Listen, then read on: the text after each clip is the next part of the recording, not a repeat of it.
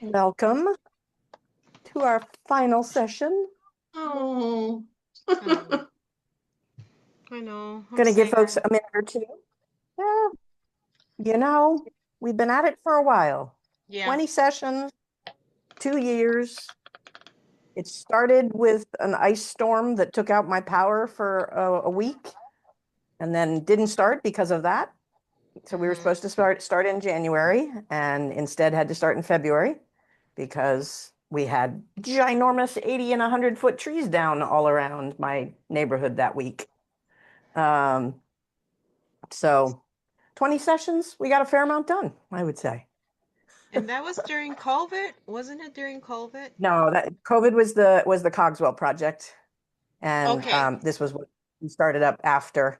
Yeah, so it's been 4 years of Wednesday nights between the two Oh sessions. my It's been 4 God, because years. I'm thinking 2 years?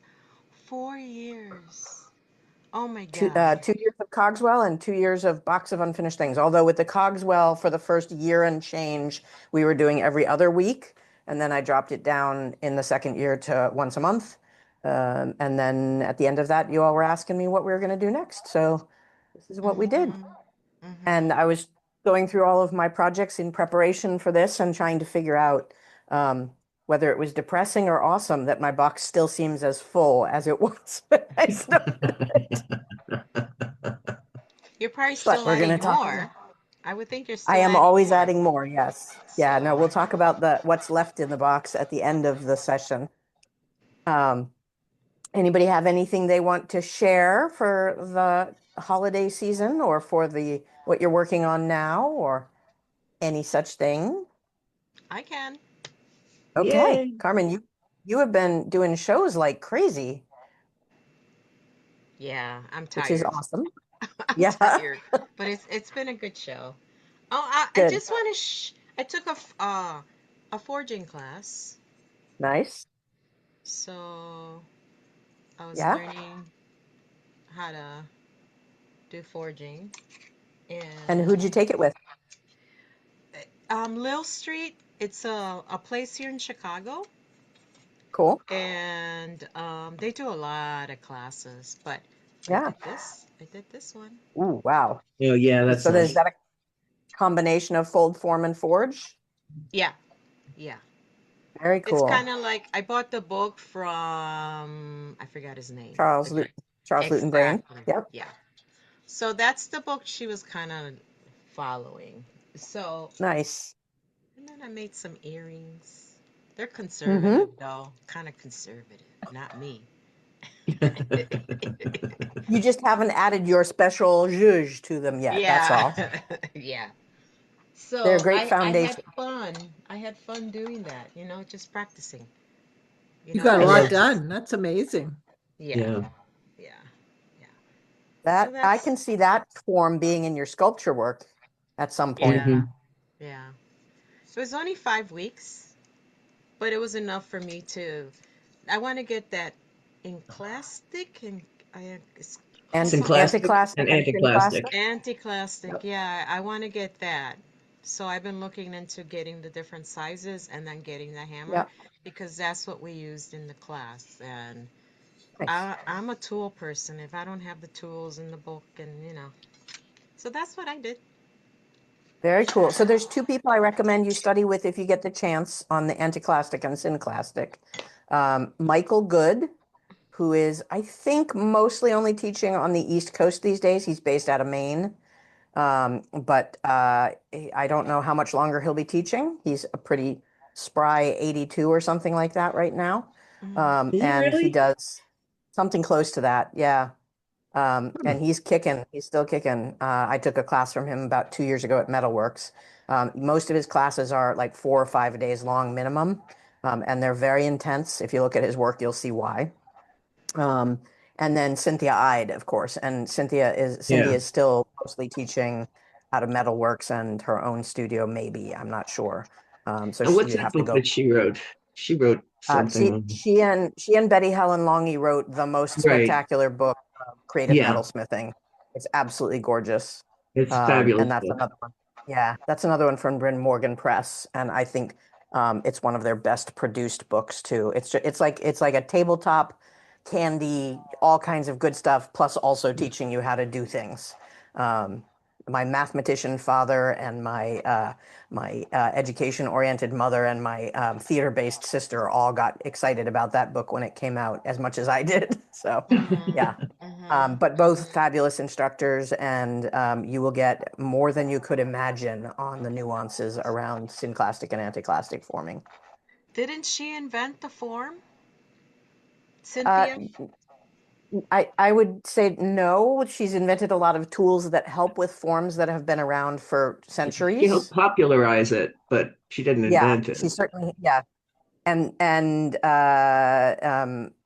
I think Betty Helen Longy just passed away, Yeah. or so just a month or two ago, in fact. So she's not around anymore for teaching. But Cindy is, and is a wonderful, a very generous teacher. And she tends to do like 3 day long workshops out of Metalworks. Okay.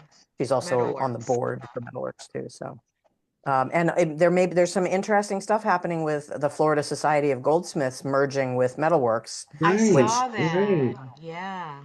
which may Yeah. mean really interesting things about who travels where for what classes and so on. So I'm glad that they found the synergy that they needed between those two organizations to keep them going. Because it'd be a shame to lose the Florida Society. They've got so many amazing programs. Um, Anybody else have anything they want to show off? Oh, No? I'm still Oh, organizing. okay. Well, that's an accomplishment unto itself, depending on the state Well, of I'm your studio. trying, stuff sat for so long when I was hospitalized and everything. I'm cleaning stuff up and I'm trying to figure out what to do with it. And I have somebody who's going to help me sell it because, she said, well, sell the stuff. I said, but the shows here are non-existent now. And Yeah. she said, well, you can sell online. And I said, I won't do 24/7. She said, well, I will. And I said, okay. So What do I'm you mean by trying. 24/7? Being Well, available to the customer? yeah, you have to kind of be available if you put something, because jewelry's so emotional. If they see something they like and they ask a question and you don't get back to them or you don't get it shipped out, they'll find something else they like. Yes, But and I mean, I think if they're that eager that you have to turn it around that quickly, they may not be the customer for you. yeah, But if you set expectations prominently on your website, emails will be answered within 3 business days, kind of thing. yeah. Um, and you try to See, do better than that, but you don't have to. I have to look into more of that stuff because I'm just used to Yeah. selling, face to face, and Yep. and Yep. I'm just not used to that used to selling online. So, Mhm. um, but my friend is, so I'll let Okay, her. good. Well, that's a good partnership. What about galleries? There are very few galleries here, and a Mm, lot of them aren't even taking jewelry because there's a got lot it. of them. A number of them are started by jewelers, so they want their Sure. stuff there. Mm-hmm. Um, Yep. And so, I mean, you'd think in Los Angeles there'd be something, but there's, Mhm. unless you want to drive way the hell to the other side of town, there's Yeah. really not much going on. Even like the uh, what do they call Metal Arts Society and everything. Most of that is in Orange County now. There's almost Mm, nothing up here, Mm-hmm. yep. so it's Yep. it's gotten a little difficult, but. Do they put you're talking about Mask, Yeah. MASCC or whatever? Okay. MA, Do they put on yeah. a show? No. Do they do an annual show or anything? No, that's a shame. They're working with a gallery in Orange County, Okay. and so they're showing stuff down there. Yep. But my situation is it's just too hard for me to get there at this point in time. Sure. Yep. So No, I understand. Well, there's yeah. also the marketplace, and Tanya Davison has a tool, selling tool program, Facebook group that they also sell tools. So that may be something because I've sold tools on that. Oh, I thought you were talking, Betsy, about selling your own work. No, she Yeah. said tools too. Didn't you Jewelry. say No, tools? no, I'm not selling it.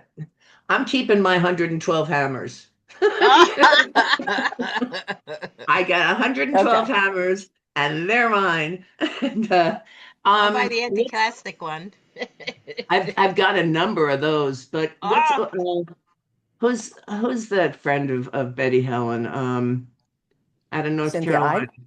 Huh? Oh, yes. NC Black. You're talking about. Right. NC Black has a number of very nice hammers for synclastic and anticlastic work too. Yes, So okay.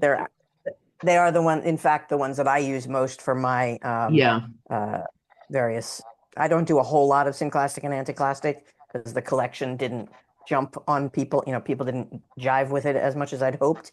But we're gonna right. actually see the centerpiece done today that was in my box of unfinished things from when I'm Oh doing. no, really? Oh, Yeah. wow, that's Yay. It's wonderful. a collection that is come and gone, but I finally finished the centerpiece for it. All right. Um, Great. Helen, Renee, Nancy, any of you have anything you wanted to show off? Well, Oh, as Renee, I will say this. I did watch, I think it was our Washington group that had Artful Home on, mm-hmm. Mm, and they seem like they have a pretty good plan, to help you sell your jewelry. I mean, they really Yep. do judge it. But that does, like he said, he might turn you down one time and then something catches their eye next time. But they have a catalog that they mail Mhm. out as Which well goes as an out. online catalog. And you keep the Yeah. jewelry, you keep control of the jewelry. You don't send it to them, and they send you the And you stuff to ship it package out? it with. Yeah, so it kind of takes a lot of the work out of it for you. Right, right. And they Hmm. have two different success models, in my opinion. They have the success model for people that have reproducible work or collection work, so that you're selling over and over again a series of pieces. And then Right. they also, to my surprise, have some one-of-a-kind options. The Right. folks Uh-huh. that I've talked to have had the most success do their one-of-a-kind work after they've got some baseline work with collections. And there's a fee structure. I can't remember what it's like, $800 a year or something. It's not me. Don't quote me on that. There's a fee that you pay if you get accepted. But they also do a really nice job they will occasionally ask you to ship them certain work so that they can do their photography on models and so on.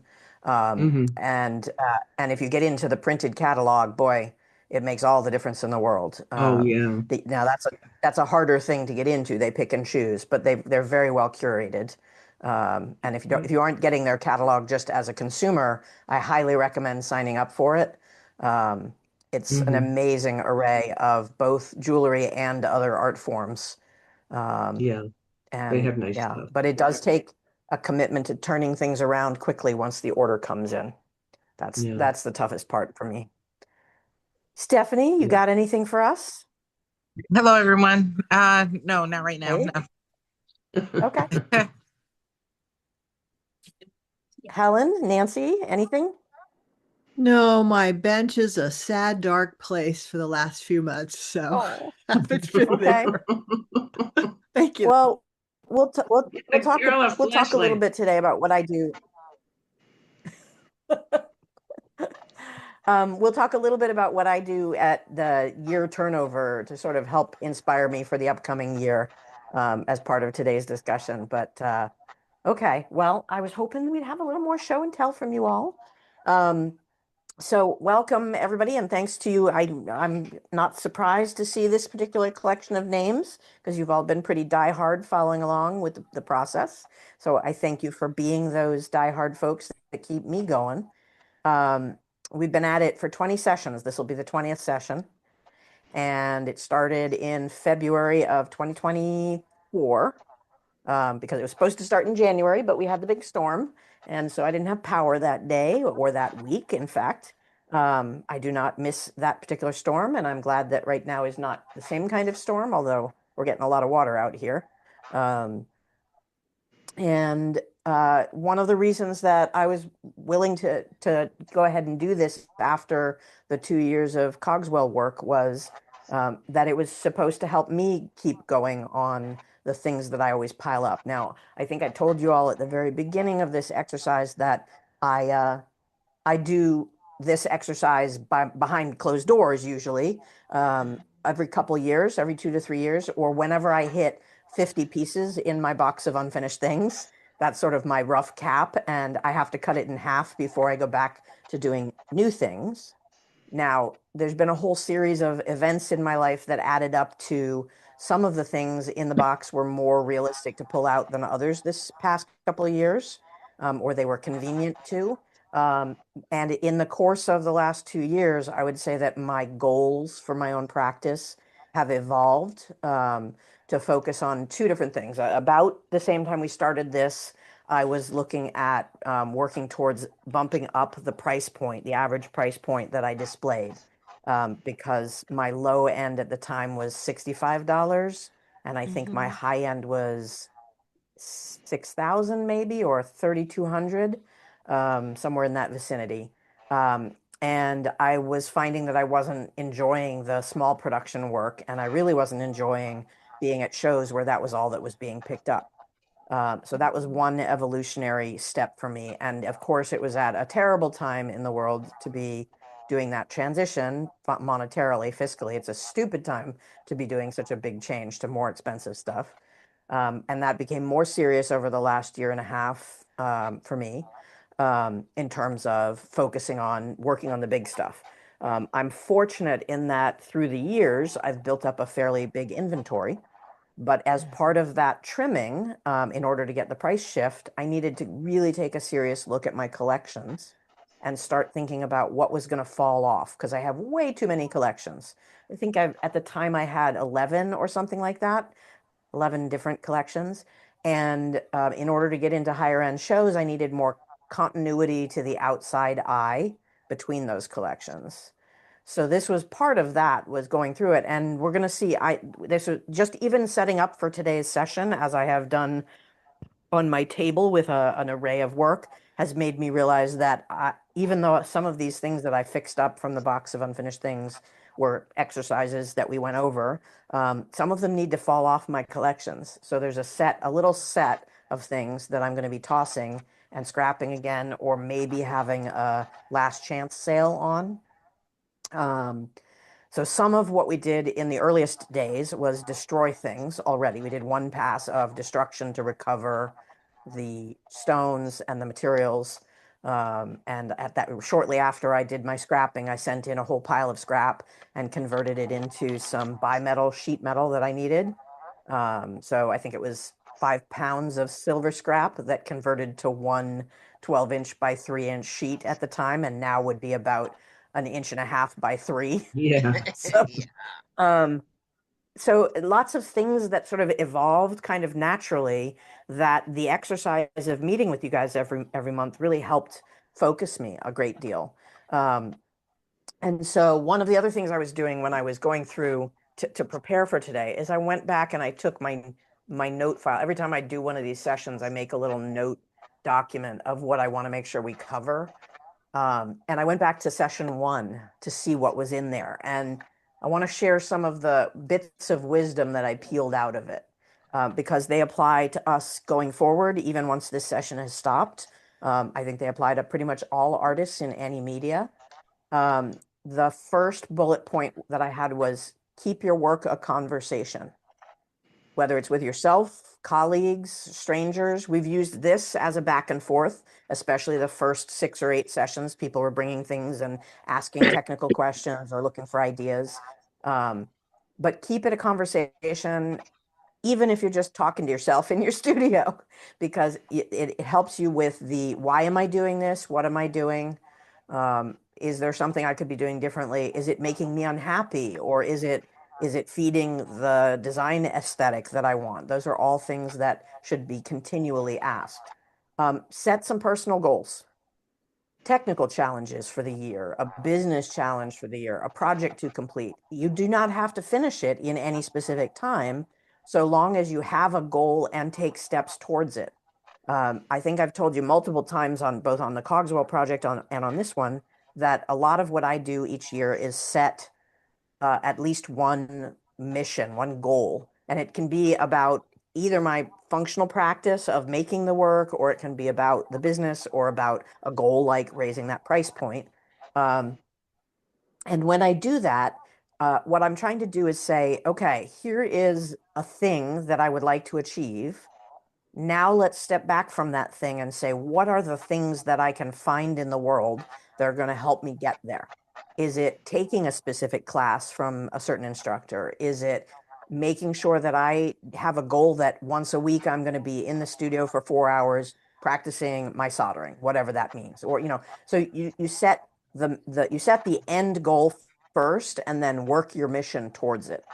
Is it going to the Small Business Administration and signing up for their business classes on how to have an online business, or how to market yourself better, or how to use social media? Choose your target and then identify how to get to it in pieces, and ask people if you don't know.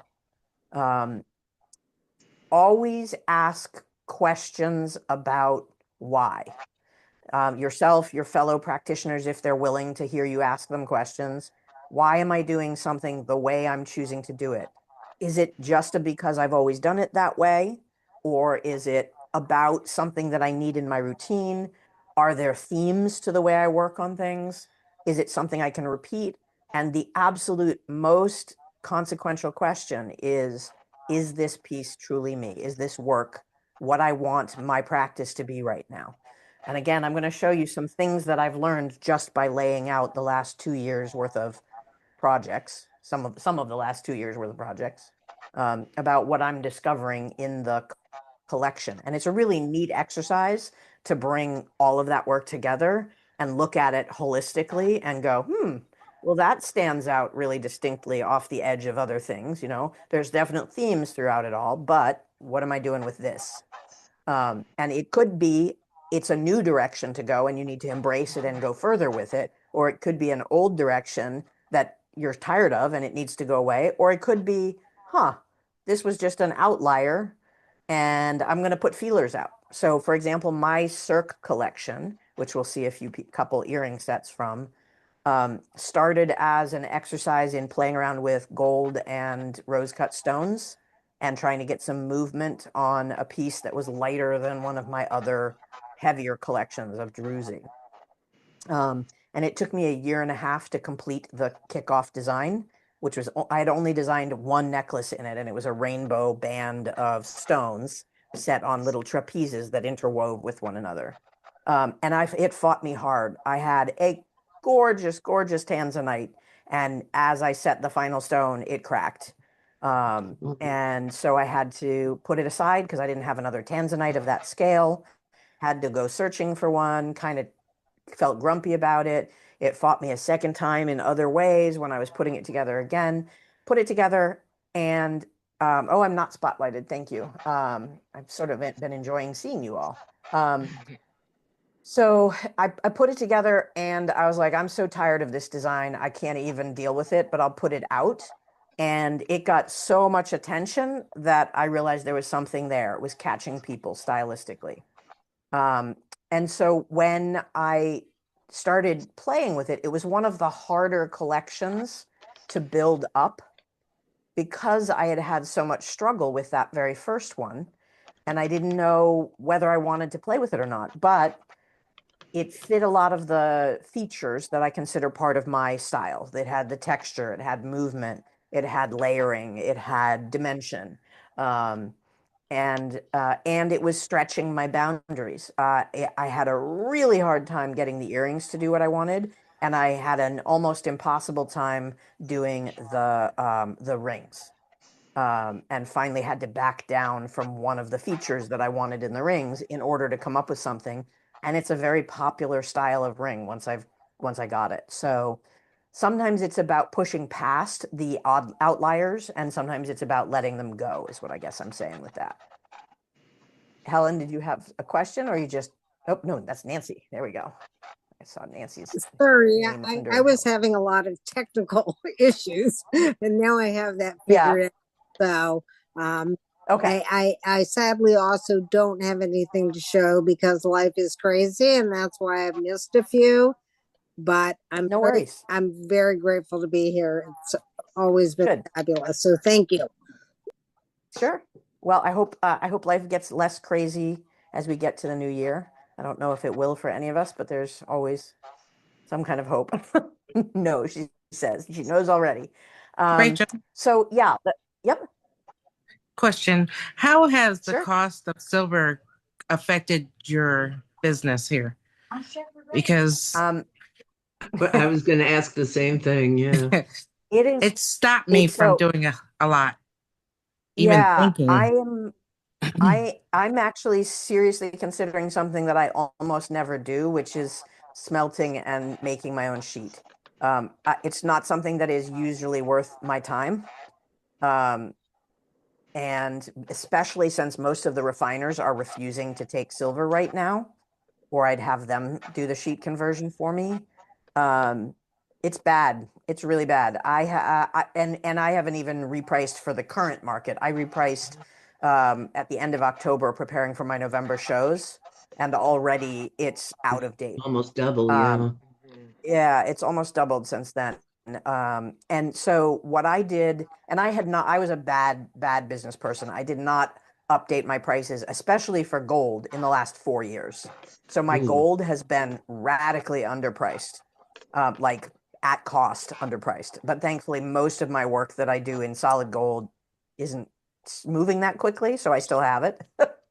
Um, but yeah, I spent literally 4 days repricing 80% of my stock. And it also drove further discussion, further conversation with myself about, am I going to hang on to these pieces that I consider my fading stock, or am I going to convert them? So there's a whole nother round for me of converting old inventory into new silver. Um, but again, I have a hard time throwing away my work. Like that feels like I'm burning hours that I've already put into things and I should be paid for them somehow. I guess I should start thinking about it as, if I recoup the silver in conversion, my hours are being paid for by the difference in what I paid for silver when I bought that material versus what I would get out of it now. And if I can get my brain around that instead of feeling like I've wasted my hours on that work, maybe it'll help. Doesn't help at all that if you don't have material to work with, right? If you're talking about buying for the first time fresh silver because you don't have any in stock, that's problematic. Um, but it may be like maybe your goals in the upcoming year are to find ways to minimalize your metal use and maximize other things. So whether that's building bezels that you cut out the centers of, if you've been doing fully backed pieces, whether it is working with some materials that you haven't worked with. You know, Carmen is awesome at working with bronze and brass and all kinds of things. Maybe it's time to re-embrace that. And there may be buyers out there who would appreciate it.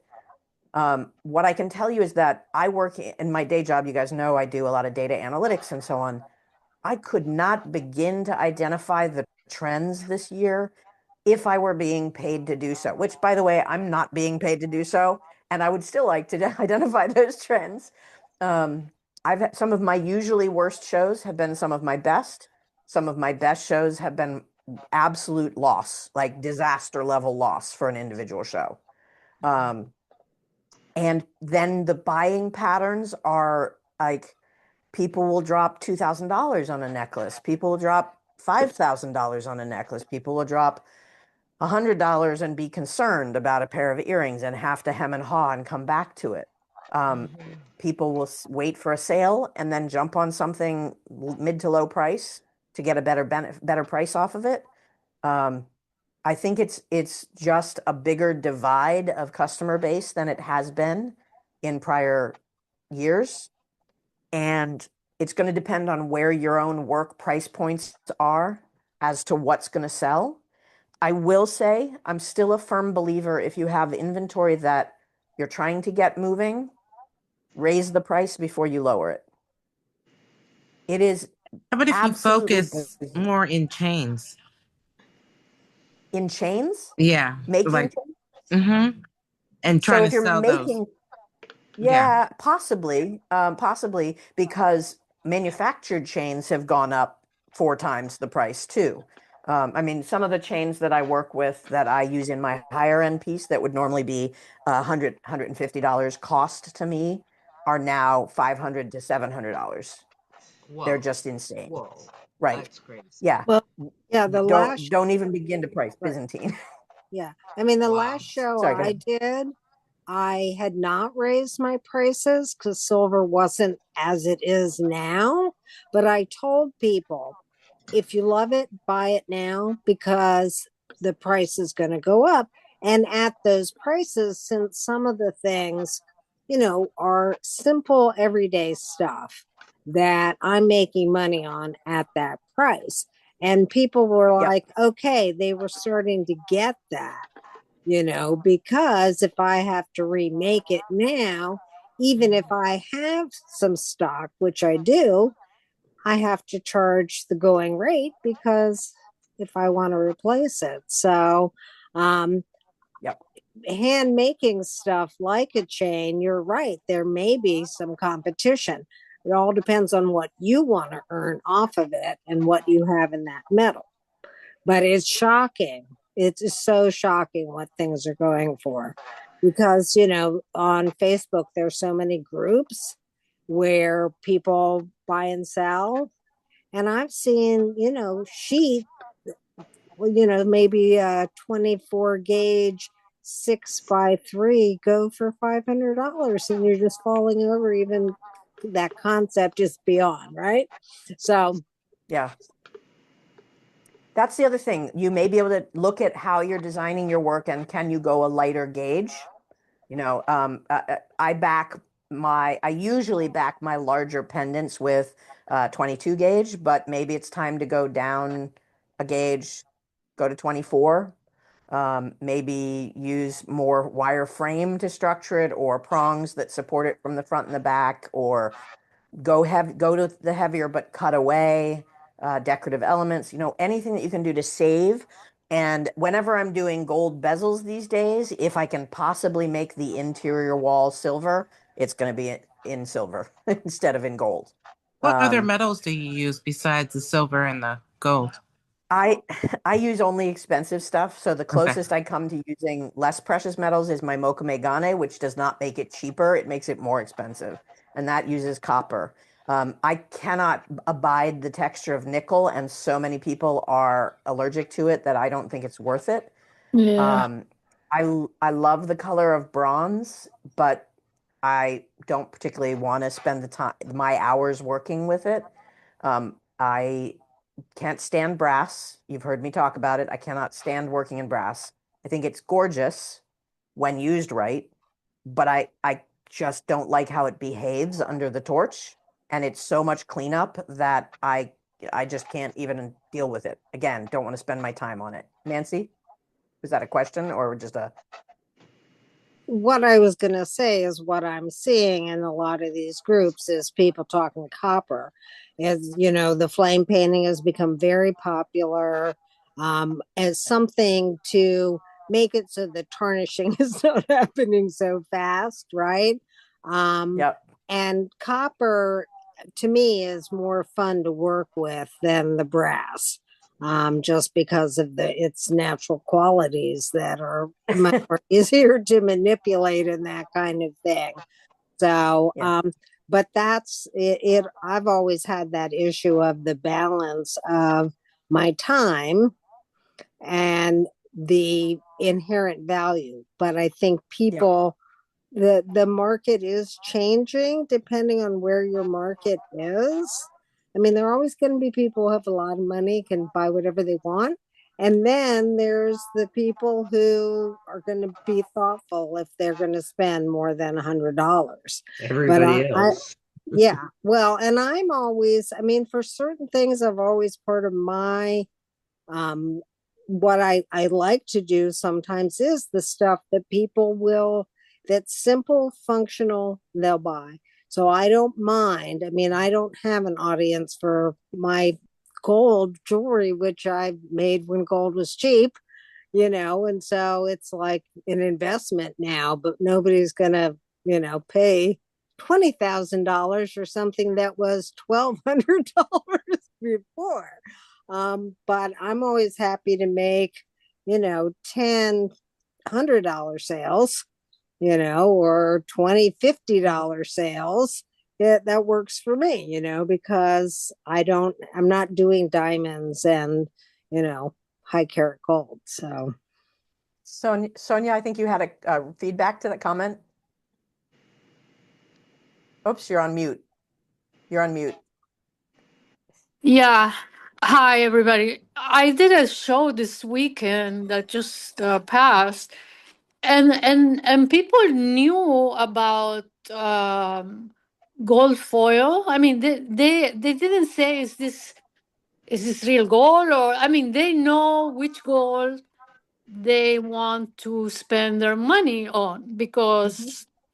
So I don't know if you have considered that, but people are never going to forget gold. Like they still love gold and all that. Yeah. So, I mean, the only piece I had with the one that had the most gold foil, it's sold, and it, so Yeah. I'm gonna go that way. I want to make more because it's so beautiful. The color, you're not going to change it. No, no other. There is no other color like gold. And So, that's another way to be saving money but still making the high yeah. end is doing the gold detailing, kyombu, the Oh edging, yes. using a bezel edge. There's a lovely Japanese technique that I'm forgetting the name of where you can use other metallic foils and sort of impress them into the texture on the metal. I'm blanking on the term for it. What Um, about uh, bimetal also? Bimetal, yeah. Bimetal is going to be bloody expensive these days because it's You not only think? gold and silver, but it's also the process to make it. And it's Uh, always been at least a third more expensive than other kinds of sheet. But if you can make your own, then you might be in good shape. I want to say maybe Tanya Davidson was the one who recently did a workshop teaching. Was it? Carmen's shaking her head. Yes. I don't know, but I tried one time and it was not for me. For me, it was not. It was not It's a lot successful. of work. It's a lot of work, yeah. But so the other thing that we haven't talked about is alternative media, right? What happens if you're doing more with like the faux bone, or if you're doing there's people out there that are recycling tin cans to make their jewelry, and you do more with riveting and less with soldering, but you get some great colors out of it. Or old credit cards or old hotel keys, or any number of things that you can integrate, and then you also get to market yourself as using repurposed material. I know in Boston there used to be I don't know if it still exists. There used to be a children's museum store where they would have all kinds of bizarre odds and ends from manufacturing, from all kinds of the cutouts of after a game has been punched out of its manufacturing process, that sort of thing. And the very first class I ever taught back when I was in 6th or 7th grade was teaching for continuing ed, teaching elementary age kids to do creative art projects. And the materials we had from those kinds of shops out here in Portland, there's a, it's not called Restore, that's the name of the furniture place that's repurposed, but there's a couple of not only of stores that you can go to, but also there's an entire nonprofit that will help you find a grant to work on your art if you're using repurposed materials. So go looking for the alternate opportunities out there. well, there's things like acrylics and wood. Like I say, I've been seeing it's like this explosion on the various Facebook groups I'm in where people Yep. are talking about taking wood and then inlaying wire into it, or like I say, acrylics, and as you said, there are a lot of different kinds of plastics, or you know the marriage of metals. One thing I have always liked to do is take my silver, solder down whatever shapes I want in copper, brass, bronze, one of those, or all of them together, and then roll it. So I'm impressing it into it, and I can roll it as deep or as, so I can have height in it. And that's a great look. And, you can cut away the silver on the outside and Mhm. So the alternative materials are definitely going to be coming back. Yeah. Yeah, there's Um, another great technique for merging your metals, which is that if you super glue a sheet of copper and a sheet of silver or something else together, brass, whatever you choose, and you pierce out a form, and then you have two sets of design, one that has silver on the outside, and you nest and solder the other one into it. Great look. Another is to drill with a ball burr, drill into your silver or into your copper, whichever you choose, and bead up. Make your little beads of the other metal and fuse them or solder them down into the holes that you've drilled, the ball burr divots, and then you can file them down and create a polka dot effect and things like that. So sometimes it's about use your scrap bin as your inspiration. Maybe you have something in there that you can integrate into a different material, and see what you get out of it. Betsy, you had something? yeah, I don't know if you can see this. Oh, that's cool. This is steel. That's steel. Mm-hmm. This That's is, nice. this is Bet Barnett, and it's 24 karat gold. She does Kembu on steel. She does. I don't really care for the steel because I like bracelets and stuff, and my skin just turns black from the steel. So, Yeah, like, Ooh. I don't care for it either. Oh no. but But if anybody who's earrings, interested, it's not that hard to work with, and she has a book out, and she also does classes where you do solder and you do things that typically people will tell you you can't do with steel. She's very Can you good with, coat the steel? I'm sorry? Can you put a coating on that steel? Yes, You can? Okay. yes, there's, so I, I don't remember what I I, coated this with, but yes, you can coat it. I don't know how long the coating lasts. I guess it depends a lot on your body chemistry and stuff like that. But I mean, it's not expensive. You can get it in all, different gauges and stuff like that. But I just love silver. So, to me it's not a replacement. It's just, something different. And I wouldn't try and do a ring or anything, but you but know, nothing says you could, if you have an earring design that has a couple of dangles on it, and you yeah, convert one of them to steel and the other one stays silver, you're still working with your beloved materials. You're right, just reducing the costs, right? right. So it's about your creativity, and maybe for some folks that are worried about this, that's the challenge that you put to yourself this year is, even looking, like if I went into my garage right now and started looking at all of the various woodworking and other scrap materials I've got around, I could probably find some interesting things that I could engage my more limited silver framework with. It may be that Mhm. you're doing more prong settings so that you're working with that wire basket model, which is considerably less silver and fewer heavy gauge, heavy walled background bezels. For me, of course, I'm now in my heavy hollow forms phase, so I can't quite do the same. I'm kind of screwed with the volume of material I'm using, but yeah. So that was a bit of a sidetrack for me. There's lots of thoughts that's one of those questions you keep asking yourself and others about how you can trim, how you can um, reduce the precious metals in favor of something out, either by design or by um, process. It may be about how you work with them, not just how you're designing for them. um, yeah, I can't remember what that was a sidetrack from, but that was a cool Well, topic. Risha, going back to what you were saying, you talked about you had like 11 or 12 different lines. I think that's where you Hmm. waved out.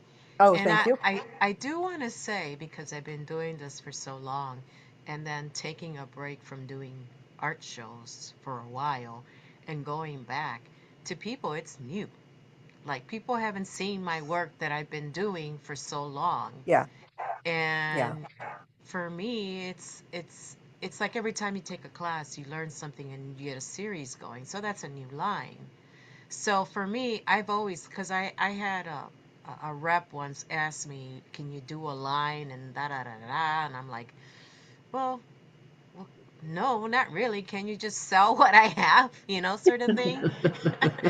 And it was like, Yeah, how? Why am I going to do a line specifically for you? And if what if it doesn't sell? You know, it's what right. my thought was.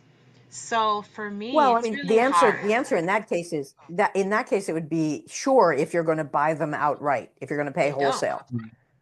Well, then no. Now, I'm not averse to the idea of wholesale lines and public sale lines, right? So it sometimes is viable to, especially if there's a piece that you're getting a lot of requests for, to make something repeatable that you can do a little bit more manufactured repetition, either Jane Redmond style, mass producing, but not mass producing.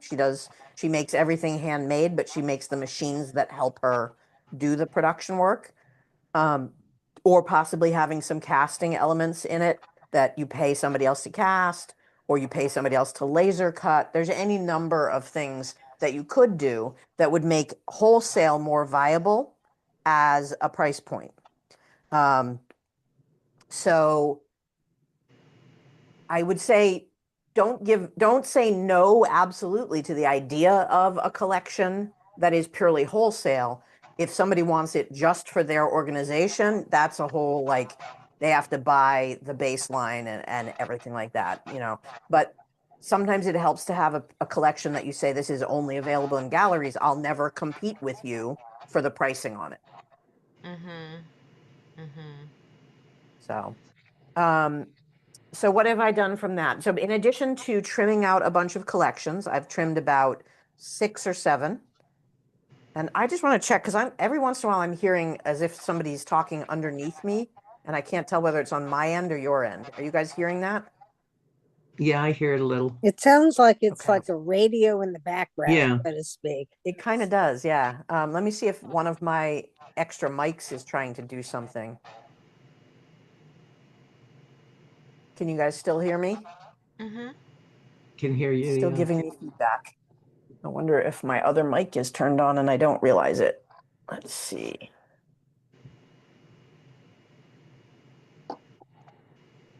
No, doesn't seem to be. Well, there might be a little bit of background noise on my video this time around, so we'll see.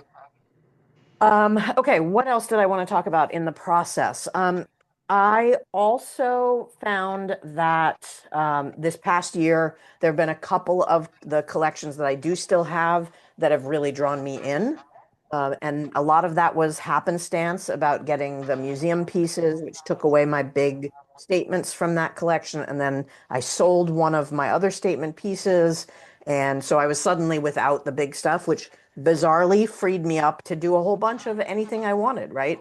So that added to my ability to work larger. I took a couple of neat workshops in the last couple of years myself, so that also helped. I keep staring off because I'm sort of looking at my collection of work that I'm going to show you in a second. Um, and so I just sort of dared to try bigger this year, and that's been lovely. And it's a direction that I'll probably keep going in. I mean, I've always worked in large scale on a lot of my pieces, but now I've sort of embraced even if it's not something that I would wear out to every day, make it anyhow. Um, what else have we done in the past year that I really was enjoying? Um, so two other bullet points. This was me going through my very first list of bullet points. Two other things. Learn from as many people as you can Mhm. and only take the pieces that work for you. Only take the elements, the components that you're learning or the skills. Don't feel obligated to do exactly the way that you learned from them. Stretch your boundaries on it. Um, I find that I personally am less in favor of attending as a student any classes that are project specific. I don't ever want to be making the thing that my instructor makes.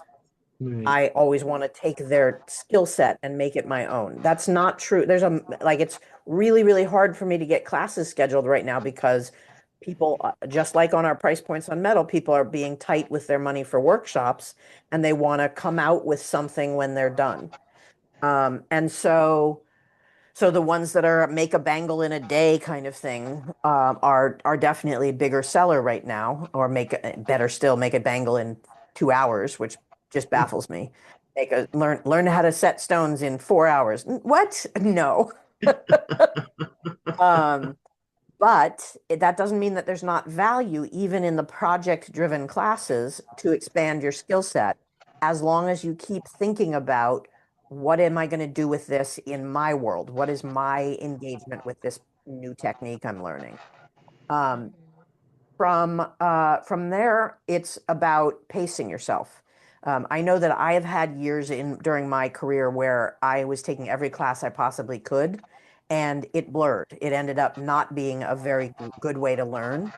So as you think about your goals for the upcoming year, think about pacing yourself and not competing with yourself or with others. Just figure out the flow. If you need a breather from doing work, give yourself the breather. If you need a routine, give yourself the routine, even if that includes putting a regular scheduled appointment with yourself on the calendar every week. Or coming up with a day of the week that you say no to anything else and you're going to be in the studio, even if it's a bad soldering day, right? So whatever it takes to find your routine is going to be very helpful. And for me, one of the things that got me doing the Wednesday nights, and the reason they're actually on Wednesday nights, is that when I was getting back into my own practice almost 15 years ago now, there was a school that I was attending in Connecticut that had Wednesday night studios. And it was a perfect break to a work week, was to have that Wednesday night, come in, give yourself some creative refresh on the brain. And so I wanted a Wednesday night studio equivalent for me. And so it was a little selfish. I chose Wednesdays for that reason. But it's also whatever routines work for you, whatever keeps you going. Find a group of friends and meet via Zoom yourselves if you need to. Meet via, we're going to somebody's house for dinner each month, and we're going to bring our different challenges that we're stuck with. Just keep the action going, whatever it takes, even if it's baby steps towards that. What else did I want to bring up from that stretch? We're going to do a reminder when we get to the end of what the process I went through was for the original box. I think it's time to share what we've got. Oops, I got to hit it twice for it to show up for you all. Wow. So I'm gonna have to move you around a little bit to show you this whole pile. So I apologize for any dizzy making, but what I have laid out is as much as I could pull from, I'm going to actually just take the camera down because it'll be easier. A sec. I say that and then it may not be easier, but let me see. Nope, it's not going to be easier. All right, so what we have is a whole slew of designs that I have built from the materials or from inspiration from the materials. And I'm going to pull these in sets into various camera views so that you guys can see what we've got. We need an applause button though. Let's just say that right up front. This is amazing. Yeah, there's a lot more here than I thought I was going to be able to pull. And yet this is not all that I've done in the last 2 years. That was the even harder part to figure out, because I've also been keeping whatever production lines I needed to going and so on, and replacing inventory that went out. But Right now you there's have an different echo. categories. You have an echo going on now. I have some microphone that I'm not aware of picking me up. Or maybe everybody needs to put themselves on mute. Yeah, we can do that. Oh, let's see if that goes away. If it goes away when everybody else is off, I may be getting. Yep, that was it. Okay, sorry. We'll deal with it whenever anybody wants to speak and see what happens. All right, so one of the big things that I did, well, let me talk about some of the projects that we've done during the course of the sessions. So one of the things that I promised from the Cogswell leftovers was doing a project where we used a an unusually shaped stone and set it as a bezel setting. So this was what I demoed for you guys. Am I in my own way? Let me see. There we go. What I demoed for you guys with that stone. And then it was perfect for a gap I had in my existing chained after hours collection, as opposed to my chained daily collection. And so I made the chain that went with it. So the only thing that was in the box was really that we wanted to do a stone, an unusual stone. And I had 3 or 4 stones I had set aside for that. So that's what I did. With this collection, I'm always going to make a pair of earrings to go with. I love these big earrings. They're very light, even though they look huge. You'll see that I've, even for the where they hit the ear, I'm going to position myself right for you guys. Even what lands on the ear is open frame, so it's not a terribly heavy earring. They do take getting used to if you're not used to big earrings, but the people that love these big earrings really love these big earrings.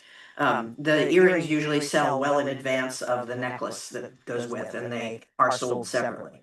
So that's one of the things that we taught through the course of this last 2 years. The other thing that we did was we did a John Cogswell knocker clasp.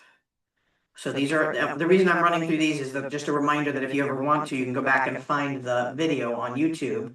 So this was the demo of that, and combined that with the fact that I had these Chinese writing stones that I had bought years and years and years ago. And they've been sitting there calling my name for as long as I've had them, and I couldn't figure out what to do with them. So they were perfect once we had spent all that time on one of the fancy clasps to make another in that same series. You might have noticed this is one of my favorite collections to work on because I get to pick cool stones and then design a thematic something around it. So this was the demo of that. I'm trying to think what else was on the demo piles. We're going to get to the in-flight projects, which are probably our other big demo selection. But I think those were the 2 big demonstrations we did. So the other thing that I did was the very first session was spent going over how do we break up our box once we have a pile of things, because my box is a mess. Everything's in little baggies or at best sort of bundled somewhere with other parts. So one of the things that we did was we separated things into repairs. So here's a very simple one. I had a repair on this opal and gold ring, and I'm not going to let an opal and gold ring sit in inventory any longer than I have to. And so the problem was my bezel was made, my stone was cracked. And I have a boatload of other opals, but I did not have the exact same size and shape. So for this, I ended up having to grind down an opal to fit my setting, because I was doing that. That was faster than taking off the setting and making a new setting for the ring. So grinding down an opal is delicate work, but also pretty easy. It's one of the softer stones. Just remember, do it in water, wear masks, don't breathe it in. And the same grinding wheel that you guys see me using on a lot of things, the heatless wheel is a good baseline for that. And it's pretty straightforward, and then you can stand it up a little bit, but so it wasn't too challenging for me to cut a new opal. So that was a repair. This was another repair in the same chain collection. So this had been made before, but over the course of it being brought to too many shows and shoved into boxes and flown coast to coast, it had snapped off at the far side. So all this was because it was this particular stone and the setting that I had it in, it was too fragile to really peel up. So I had to rebuild the setting and solder it again and reset it and then polish it back up. So this was pretty minor on the repairs front. That was a repair, that was a repair. I had some really nominal repairs, which were things that were old enough that they had been so tarnished that I needed to really get into them to polish. I'm going this way, there we go. But they had pearls on them, which means I had to unseat the pearls and then reseat them after polishing. This would be the first of our exercises of, do I scrap them still? right? It was a series that I did maybe 5 or 6 of total, and they all sold pretty much as fast as I could put them out. They're necklaces in this case, although they make pretty cool pins now that I look at it. But they're not even remotely the style that I do these days. So these are maybe going on the chopping block for materials. It's a beautiful piece of sugilite. It's a not entirely beautiful piece of manufactured coral stone that I loved at one point in my life, but I'm not a fan of. So these were polish and reset. Let's see, did I have other repairs in the mix? I did. I had some repairs. This design, when I did the setup for it, it's tubing. I had chosen way too small of a tubing, and it had originally been designed for a stiff wire, but it was such a tight fit of tubing that it would distort the wire that it was on. And so I ended up taking it apart. It fought me hard for some reason. I don't know why, putting a piece of tubing on there. I was having to protect the stone before I did the solder job so that I wouldn't break it. And this is pretty fragile. But once it's done, it's done. And because I was working on the oranges, this was another one that I had as a half finished. The bezel that I had originally made, they were a little shy of what I wanted for comfort with holding the stone in. So in this case, I had to remake my bezels, but otherwise the material was ready to go. So that was a quick repair job or completion job. Similarly on its mate, and this is that Cirque collection that I told you about that fought me on the very first design. So those were mostly repair jobs. On my weft collection, I had a whole bunch of my woven sheet metal because I sit at shows and texture or weave the material while I'm there because it's an easy travel demo that I can show people and they get very excited by the idea of weaving metal. So I had piles and piles of the sheet, and I had several stones I had set aside that I wanted to use in the series, but I had not put them together. I hadn't chosen shapes. So these got, it was, I think they may have almost entirely, no, two different sheets of metal. So these two probably came from the same material. And then this was from a separate piece because this has a slightly different herringbone style. So somewhere I better have another herringbone, but maybe it already sold. So this was about shaping and cutting and then framing them and building the setting. I think I had a couple of the settings already made because when this came in, I knew I wanted to set it in gold, so I had done that. Again, this is another situation where I'm backing them in silver, even though I'm setting them in 18 karat. And then this is bimetal 22 karat that I use in the weaves, along with fine and sterling silver. So these were taking them and designing them and then finishing them up.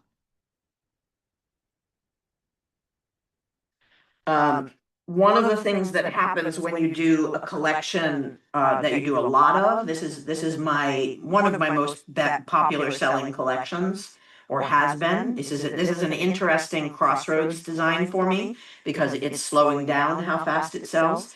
And this is a series that, bizarrely, I loved them. I made a boatload of them when I first designed the series, and it was going to be a big productionable line for me. But I was on the East Coast at the time, and they sold incredibly slowly on the East Coast. As soon as I got to the West Coast, I could not keep them in stock. But over the course of trying to rush to make more, I ended up with a whole lot of the pendulums with stones that I didn't like the quality of the setting on them. From the early days, I had been setting them more roughly. They weren't as graceful and elegantly set as these are. Or I just didn't like how they hung, something like that. So I had a boatload of the uprights, and I still have a boatload of them, and they were already nicely set up for new pieces. Carmen, Excuse did me, you have a Rachel. question? I Sure. think we still hear an echo. We do when people are not muted for some reason. So somebody else is building in a loop on me. Does anybody have two devices on right now? No, I turned it off and I just asked the group and Sonia said yes, she hears an echo. Oh, you're hearing the echo even when nobody else is on? You know, it Yes. could be because Carmen's not muted, but it could be your voice coming through somebody else's. system. Yeah, I was Yeah, So muted, if but I unmuted myself to let her know. Yeah, I'm But I was unmuting just to let you know that, yeah, I hear an echo, but I was muted when I heard the echo. So okay. Is it the echo still or just certain folks? there's a slight echo, but not what we heard before, where it was like talking underneath. You're echoing a little bit, but I think it's more the microphone and maybe bouncing off of the thing. Yeah, it's not bad. It's not too bad. Okay, I am thinking that one of my devices either has its sound up and is picking me up, or because right now but it you're shouldn't be. okay. Right now you're okay.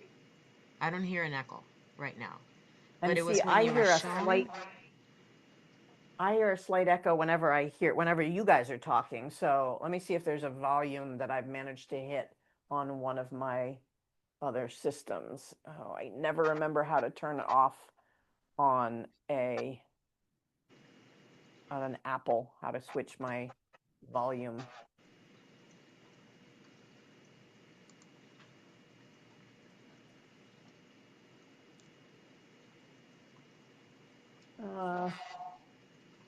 On a sec. I'm going to play around with the main camera that I'm using right now and see if I can figure how to do that. If anybody has an iPad that can quickly tell me how to turn off sound on it. Isn't it on the top or something?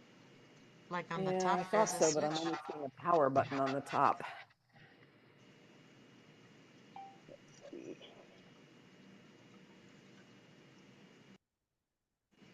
Oh, there we go. Okay, I only mention it Is because that you're better for you guys? recording. You're recording, and I didn't want Pardon? you to finish. I said I mentioned it because you're recording, and I want you to do the I whole video with it being echoed. I appreciate that. Are you guys still hearing an echo? No, not right now. Okay, so it might have been that volume thing on my iPad because I don't use the iPad very often. So let me switch back to that. And hopefully that'll improve things. Okay. So when we left off, we were talking about this collection. So this was mostly finding the right stones and taking off the old stones that I wasn't happy with the setting, and then reusing the already created pendulums. That collection is called Pendulum. So those were, once I had some nice stones and colors that I didn't have in stock, it made it pretty straightforward. Let's see what else we got in here. Some of what I was doing was finishing projects from techniques classes I had been taking. So this was the A.B.o.U.T earrings class, the saddle hinge earrings class. And this was his piece that I did when I was in, or his style with his stones. And then this pair was me trying to make it more my own flavor using the rose cuts that I use and using some rougher, in this case it's glass, drops instead of the finished stones that he does. And so those I actually just finished my last rivets on those last night. Because I was like, why have I been procrastinating on some damned rivets? That should not be holding up those projects being finished. It's because I never liked doing rivets. That's why I was procrastinating. What else did I do from class work? So this piece was uh, another stone. This was the Stone in Stone with Ryan Gardner. And so this was me extending my experience with it and using an inset stone, using some carving, using a posted stone that I set into the stone a little further as part of the prong layers. And then, of course, gave me an excuse to make another chain. This one happens to have a little extra bonus of a couple of sapphires on the ends of its toggle clasp. And I call this piece Frida because to me it looks like Frida Kahlo. But as you can see, the chain collection drives a lot of what I do when I have fancy stones. This was me having done the first project in that class because after I had used the 3 of my 4 stones from the Chinese writing stones, I was like, well, I got to find something that works for the solo. And so this was my practice stone that I was thinking, I don't care if I screw it up. But then by the time I had put all the time that goes into carving and setting a stone inside of another stone, I said, well, I'd better make something. So this was playing around with more of the chain type of style that I like, where any of these chained pieces, their inspiration for whatever textures come across them comes from whatever's in the main stone of it. And then I repeated the green amethyst that I was putting in it throughout in several places. And this is another one that got a John Cogswell clasp. But in this case, I was doing a John Cogswell clasp in wire instead of in the tube that I showed you all during our session, because I also wanted to see what I needed to tell people differently in the clasps book if you're working with the wire versus if you're working with the sheet. So that's a lighter weight version, or a lighter architecture. It's not actually lighter physically, to what we showed in the Cogswell clasp work session. So, and then this was a redesign, also in the chained collection. This was one of my earliest chained chains. And it was, again, in part because I had spent all that time making a John Cogswell clasp. I was, by God, going to put it on something interesting. And I loved the idea of using meteor, but man, I've lived, I think this was 10 years ago that I designed this, and I lived 10 years hating how I had set the meteorite in gold. So this was a redesign, a tear down of the main component, which at the time wasn't on a flat disc like it is now. It was just a setting that I had done flat backed. And repurposing the gold from it, and then building an alternative for the setting. And I am much happier with the design now than I was with the original. The original was sloppy. It was poorly pushed over. It didn't fit the stone very well. So this was a rebuild to make myself happier with the quality of the work, which is one of the other reasons that we do things. What am I missing? What am I missing? So this was, I've told you guys a little bit about my journey to try and blend my styles with my lines a little bit. And this was an extreme version of that. In my box of unfinished things, I had this series of, you can call them twigs, but they were actually lightning bolts when I first designed them. And I had them in different sizes because I was doing 3 sizes of earrings, of just hanging simple silver earrings. And I had this stone that I really wanted to put in something because it's gorgeous, but I had it in a totally different piece that I had designed, and it was stuck. I was trying to do one of the chained collection. I wasn't liking the shapes of the links I was coming up with. And then I have a buttload of pearls because I used to have a collection called Knacker that used these pearl drops. So I merged the 3 collections together into this piece, which is, I'm actually quite pleased with how it came out. It's quite elegant. I'm going to actually put this on a model form because it's easier to look at when it's flat on something. I'm very pleased with how it hangs and how it looks, and it is completely and utterly not stylistically my jam. It's not, it's got my textures in it, it's got some of my shapes in it, it's got my druzy work in it, and yet I have nothing else like it. So this will be a one-off, and I have to consider, do I keep it as a one-off? When I get to this kind of a project, I sort of get a little arrogant in my thinking. I think, boy, are historians looking back at my collected work going to come across this piece and argue about whether it's really a Rachel Morris? And this would be one of those ones that I think would get argued about, is whether this is a fake Rachel Morris or a real Rachel Morris. And that has to be okay if I keep it. But yeah, it's sort of, I don't know how to feel about this one. There's other pieces that I'm going to show you in a second that I go, definitely not anymore. But this piece has a vestige of old style me, and a vestige of current style me, and some things that I never really connected with. Ultimately, the Knacker collection, I think I've sold 1 piece out of it, which maybe because I didn't have a centerpiece for it. So let's go to the other redesigned, refinished centerpiece that had been sitting in my collection. So this, I had a boatload of these forms, which I love, and I've made a ton of earrings out of them, almost none of which have sold, different lengths, some posts, some dangle. This is that forming that I do with the NC Black hammer that I love. And so I still have a pile of another 20 or 30 of the forms that I've made. And I had at various times sort of staggered my way to building this component, originally thinking that I was going to make a necklace of all of the others. And I was overthinking it, is what it came down to. So this piece is interesting to me, but again, not something that I'm likely to do anything with in the long run.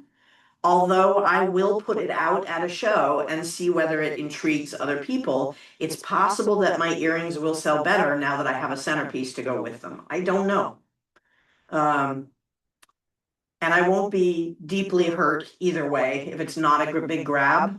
If I love making the spicula, I just don't have enough market for it, so I'm not doing much with it.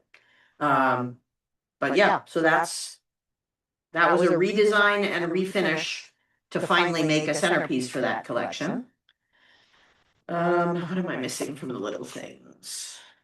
There was some small stuff, again, in that crossover collection, and I didn't bring down all of the crossovers, but I did some square rings are my #1 seller.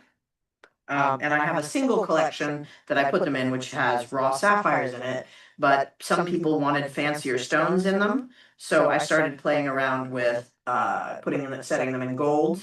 And these are getting a lot of attention, and they are definitely a step up in elegance over the more traditional rough stone one that I'm doing.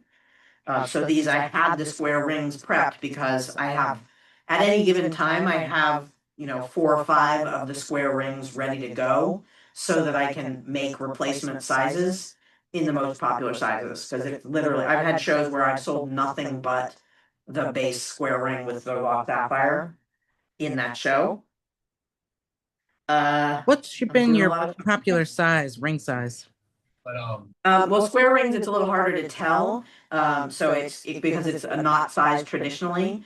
But yeah, I keep everything from 3.5 up to 12 or 14 in stock. And I would say that most of the ones that are selling are between 6 and 9, the most common sales. But most of my ring sales are in person, so I don't even have to have things sized. I just have them try them on. And square rings are usually, if you're ever doing a square ring that's open shanked like this, it's usually about half a size smaller.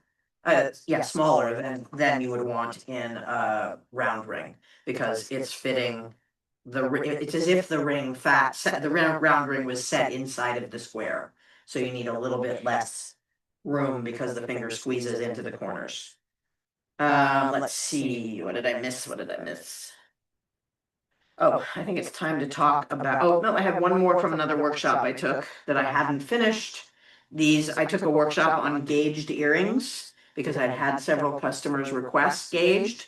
Of course, I haven't had a single customer request them since, although I've had a couple people thrilled to see them on the bench. And I just haven't gotten around to setting these stones because they're kind of a pain in the butt in the curve shape. And so these are a type of gauged earring that is designed intentionally heavy in order to start stretching your ear if you're trying to go up a size.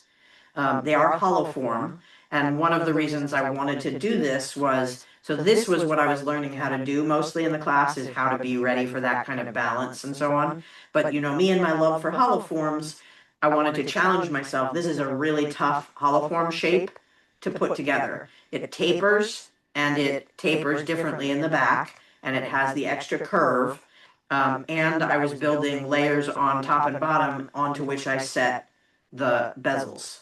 So it adds a fair chunk of weight, and also has to remain balanced when it's hanging in the ear. Now these are also done when you're wearing this kind of piece, you're going to also put a rubber gasket behind it that holds it in place. That was a class done through Silvera School that I did online. And if you're interested in gauged work, it was a great class. I am utterly blanking on the woman's name who taught it, but she was great. And she teaches it about every 3 to 6 months, I think. Let's see. So next up was one of our big finished projects. This was about 2/3 done when we opened up the box of unfinished things, and this was the one that I had used my gold and silver metal foil to make the frames while I was on the coast of Maine vacationing. I've told you guys that I love to work sitting looking out at the ocean over there, but I can't bring all my tools across the country. So a lot of what I do is I bring stones that have been giving me troubles. For example, the last time I went, I had also brought these in the hopes of figuring out what I wanted to do with them. And they'd gone a couple of times. Both sets of stones had gone to Maine with me a couple of years, and I hadn't figured it out. These I framed up and built what I wanted out of them, repeating the textures that are found in the three petrified palm woods, into these lines that I've textured in and following this pattern in the Kiambu work. And I built a boatload of the hollow forms, but not backed them, because at the time we started talking about them, and this was like session 7 or so, I think, if I'm remembering right, I had not figured out how I was going to connect them yet. And I had to leave them open backed in order to determine, was I going to run something through them, in which case I'd need to put tubing in them, or was I going to put hinges on them? I ended up doing this form of outer hinge, which is small tubing with a jump ring between them. And as always on these big necklaces, you need to remember your directionality. So my hingy form changes directions right where it's supposed to go, up and over the shoulders. So it goes this way after having gone this way. It goes that way. And this was a really lovely series to work on, because this was my, oh my gosh, I have to replace the pieces that are going to the museum, but I want to do something similar but different. And so this was kind of related to the statement piece that you guys may see on my website. The woman that wears it, she's always looking straight at you. It really grabs people, and it's from my ephemeris collection with the raw sapphires. And it has an abstract series of hollow forms with some negative space in it and so on. And so I wanted something in that sort of same vein, but not overkill, not duplicating what I had done, because I knew that piece would eventually come back to me. This has, in addition to the palm wood, it has some tourmaline in a couple of spots on it, and I cannot make a piece that fancy without making a pair of earrings, and I love me a pair of offset mismatched earrings.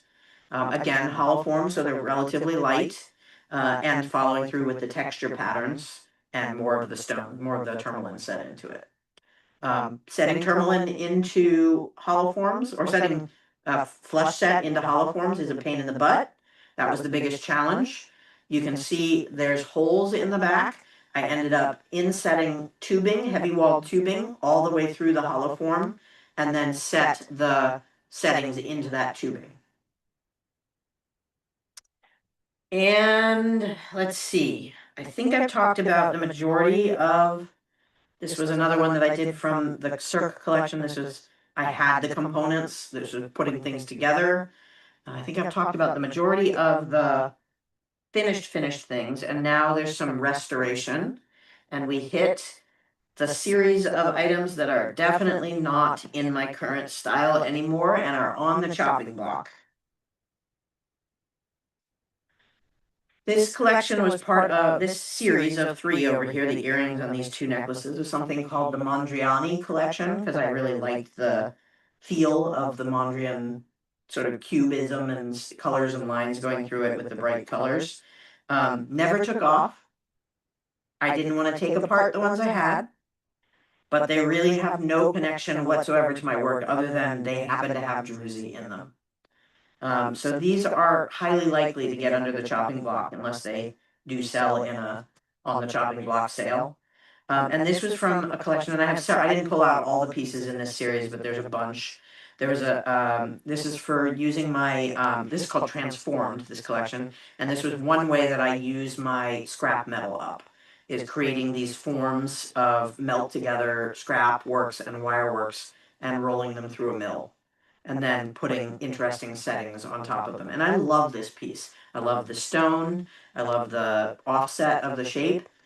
but it's again not a collection I'm doing, not a collection that's selling for me. And that's pretty much what I've pulled out that was done during the course of the class. The other big time consumer was making the Mokumegane hollow form replacement. This went up to the show celebrating Phil Baldwin's life, and also managed to replace the piece that I sent to the museum. So it was double purpose, but this was a huge chunk of my time during these last 2 years. Anything you guys want to see up close? I've done a lot of talking, but that's a tour of what we've gotten through pulling things out of the box of unfinished things. I would like to see that piece with the pink from the Cirque collection. And then I'm sure.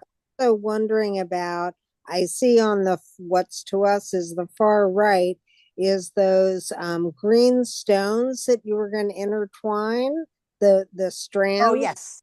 So yes, we're gonna talk about the things that are in flight in just a moment. I was gonna wrap with where are we now. So what did you want to see about this pin? Here, I'm gonna actually hold it up to me. Are you seeing this camera? Are you seeing the me camera? Or are you seeing something else? No, I am seeing it. I can't. Is that kind of a fibula? No, it is literally just so I have put a pin back across a hardened wire that happens to have beads. I have single hole beads, and they're attached to a chunk of tubing. The wire runs through it. What I was looking for in this is the movement in it. So the downside of it is if it gets unsprung, if it's not as tensioned as it needs to be, it'll flex out of position. But the idea is that when it's hanging on something, let me put this on so you can see it, you won't actually see any of the pin back. It'll just seem, I don't have it put on quite right yet, but you can see only the smile of the holding point. If I had it fully on, it would be hidden. The pin would be pretty much hidden. I also would love to see that with chain coming off either side. I want to put it around my neck. Yes, and that was part of why I was playing around with this, is because the collection itself is usually done on the hard neck rings, the silver neck rings, in order to keep this positional stuff going on. Because because they have such tiny tubes holding them in place, and because I'm layering them like this between each other in order to get that movement, they need to be on a hard piece of material. So I started dabbling because people were asking, can I get that on a chain? And so this is one of those staged developments that may take me there. I'm not super thrilled with how it looks with the blocks on the ends, with the beads on the end. So I need to come up with something else more elegant and or work heavier on my tubing, which I'm trying to avoid. I really like that the tubes sort of disappear into the movement. So yeah, I am definitely playing with versions of that, but this is called the trapeze collection, the Cirque collection rather, because they remind me of those little trapezes, and they come in 3 different trapeze shapes. Anybody else want to see any of the other things that we looked at before we go into the where are we now?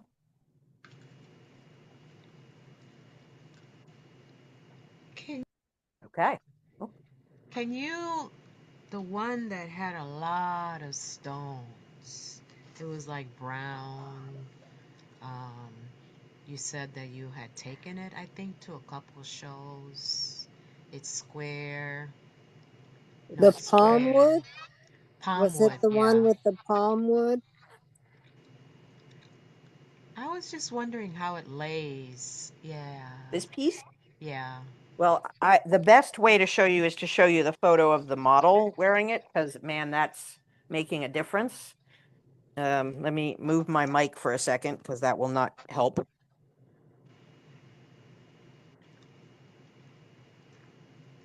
Because that to me seems to be like such a cool, like, movie set piece. Yeah, it's definitely intended. This is not the top to wear with it, but Uh huh. it's intended to be a sort of Ruth Bader Ginsburg style collar. Uh-huh. It's Uh-huh. really nice. Very nice. Yeah. I love that. And those are hollow forms? Those are hollow forms, yeah. So it's one of the things that people freak out about when they see a hollow form is they think it's super heavy. One of the reasons that I spend as much time as I do on that, where does it fold over? So you can actually see that right here is where it starts to bend. Is that I want the weight balance to come across the neckline and the shoulders to take the majority of the weight instead of it dragging your neck down. So Yeah. anything like this, it needs to have that sense of balance that it's just going to sit there so that you forget about it after a while. Now, it's not the lightest piece I've made because the palm wood itself is pretty heavy. But it's still, I want it to have that structural feel without it being too heavy to wear. I think you should wear it yourself. Don't. It looks really good on you. Thank you. I do wear it when I'm at shows on occasion when I'm not wearing my other favorite piece. Where did I put these earrings? I really love the offset earrings with this. I knew I didn't put any jewelry on for a reason. Yeah. The To have palm that wood. little bit of movement in there, and then to have it more solid on the other side, just creates something like there's something about the idea of petrified wood and its stability. Let's see if I can even get it in my ear right now. But also the flex, the movement of the necklace. Now, could that piece be reversible?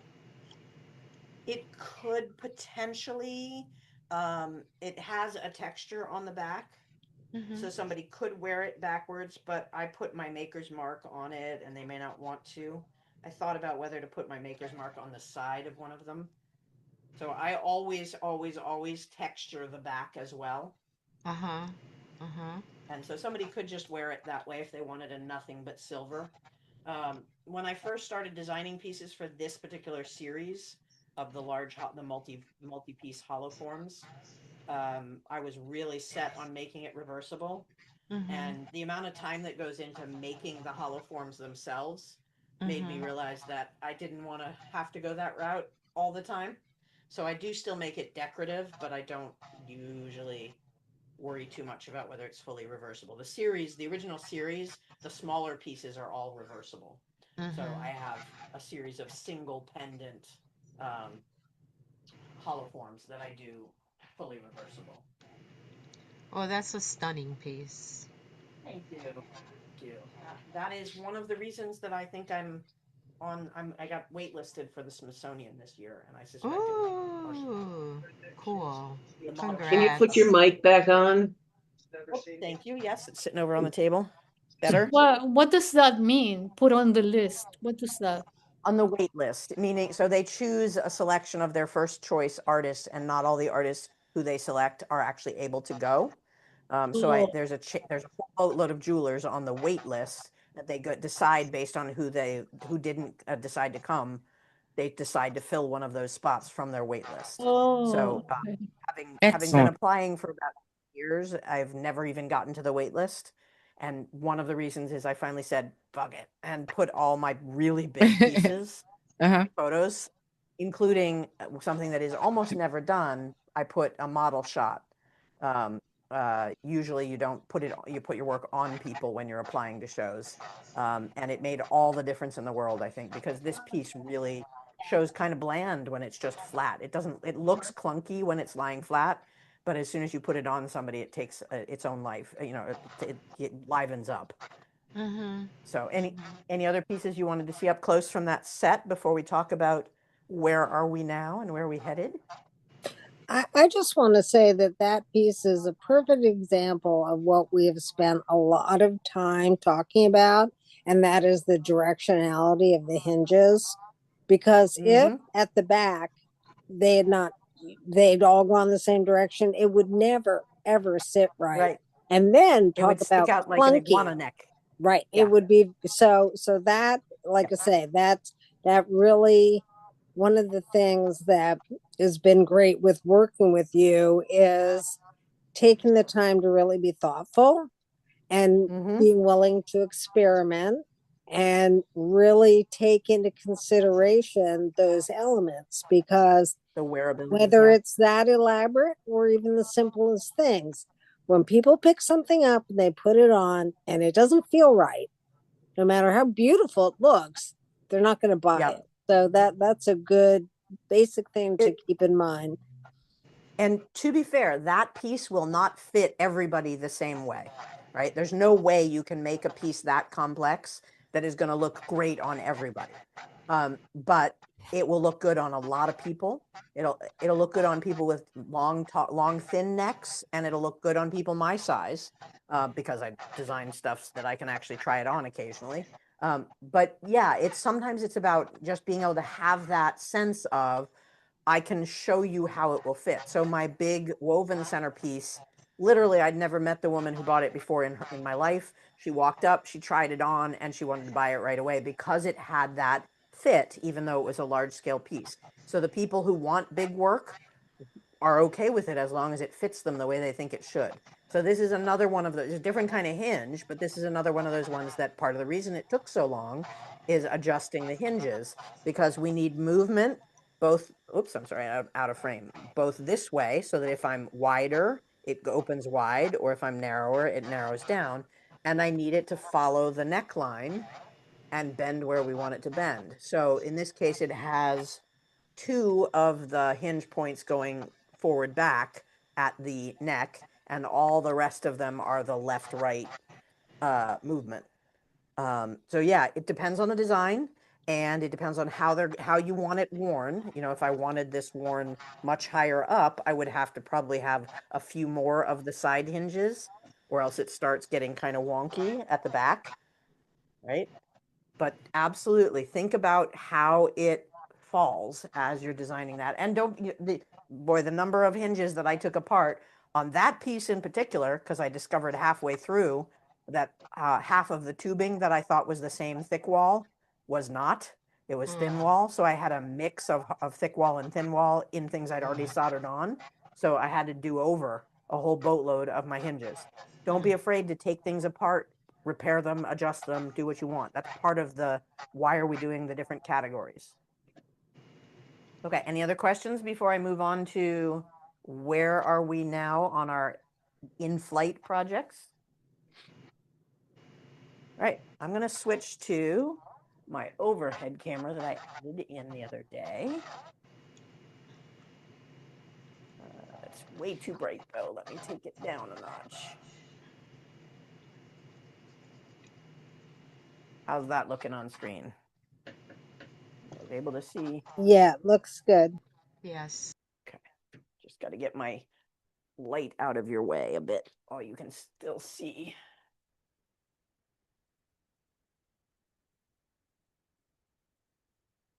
The light is great for the bench, but not so great for you guys to see. So let's see. There we go. That looks pretty good. All right. So here's a flashback to the early days. This was the stone that was in this was one of the first projects we pulled out to work on. And this stone had some really ugly wire-based shapes that were poking off in all directions. They weren't ugly. I shouldn't say that. They were interesting to me at the time I designed them, but they were too pokey, and I didn't have a good connection. We spent a bunch of time trying to see if we could save that and make it part of the chained collection, only to realize that I really needed some kind of enclosure, some kind of clasp mechanism. So over the course of several sessions, possibly as many as 5 or 6, we built this, we designed and built this toggle clasp kind of thing. It's a combination of a toggle and a slotted keyhole and.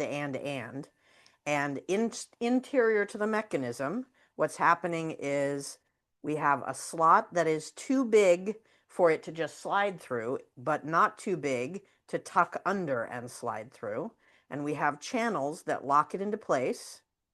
And deep underneath this, on this back plate, is a little series of square tubing that also leaves a place that it nests into, keeping it where it is. So it can't be accidentally pushed towards the opening. It can only be intentionally pushed towards the opening to get it back out. I gotta get my angle right to do. There we go. All right. So we built this, and then I started building a whole bunch of hollow forms, thinking this would be one of my large hollow forms, and went to put the hinges together and realized that I did not like any of the ways that the things were laying. So these used to be connected here, and we were doing a progressively, sorry, I think it was this way. We were doing progressively smaller and smaller till it came around, and this was going to be a side clasp. So this was intended to fall down the neckline. Let me actually bring over the neck form. So we had originally talked about doing this, and once I gave up on the wire version that I didn't like, then it was going to start doing this. But I really, once I got all my hinges built, I really didn't like that awkwardness and that sticking out factor that was happening in the back in particular. Right? So we separated it out. This will be its own necklace, and I am in the middle of building. Where did I put them? I'm in the middle of building connectors that for this piece will be pearls. I also started stringing my pearls only to discover what I thought was enough for 3 strands is actually enough for 2 strands and one that's a different shape. So I either have to live with, so this whole pile has offset stringing, and this pile has center stringing, even though the beads, the pearls are the same shape. So I have to decide if I'm okay with a series that has, because it's going to be 3 strands, I have to decide if I'm okay with interspersing one, because the colors are a good match. They're just not matched up on shape. And I discovered that as I was trying to string some and went, hey, why are the last 2 inches of my stringing after all of this pearl knotting I've been doing for the last 2 hours not matching? So I'm going to go back to the drawing board on whether I need to buy more pearls or whether I need to do something else with them. Rachel, can And then I want to, can I ask you a pearl question about what Sure. you're wanting to do there? Because you're saying they're 2 different shapes and you want to intersperse them? So I have I'm going to be doing 3 strands. I don't like single strand, and I Right. don't like even number strands. So I'm going to be doing a minimum of 3 strands. And what I think I'm going to do is 2 of the strands will be nothing but the offsets, and 1 strand in the middle will be the center, the center ones. So they'll be sort of intentionally blended together, but not on a given strand. Oh, okay. That's what I was trying to figure out. Are you going to Yeah. knot between each bead? Yes, and that's what happened is I was knotting last week because I was trying to get this actually finished so that I could feel like we had accomplished something that we've been spending weeks on. And I got all the oops, where's the one that I was working on last time? Got it almost all the way through and picked up some additional pearls and discovered that the pearls that I had picked up were suddenly a different position. I may have put it upstairs because I was working on it up there.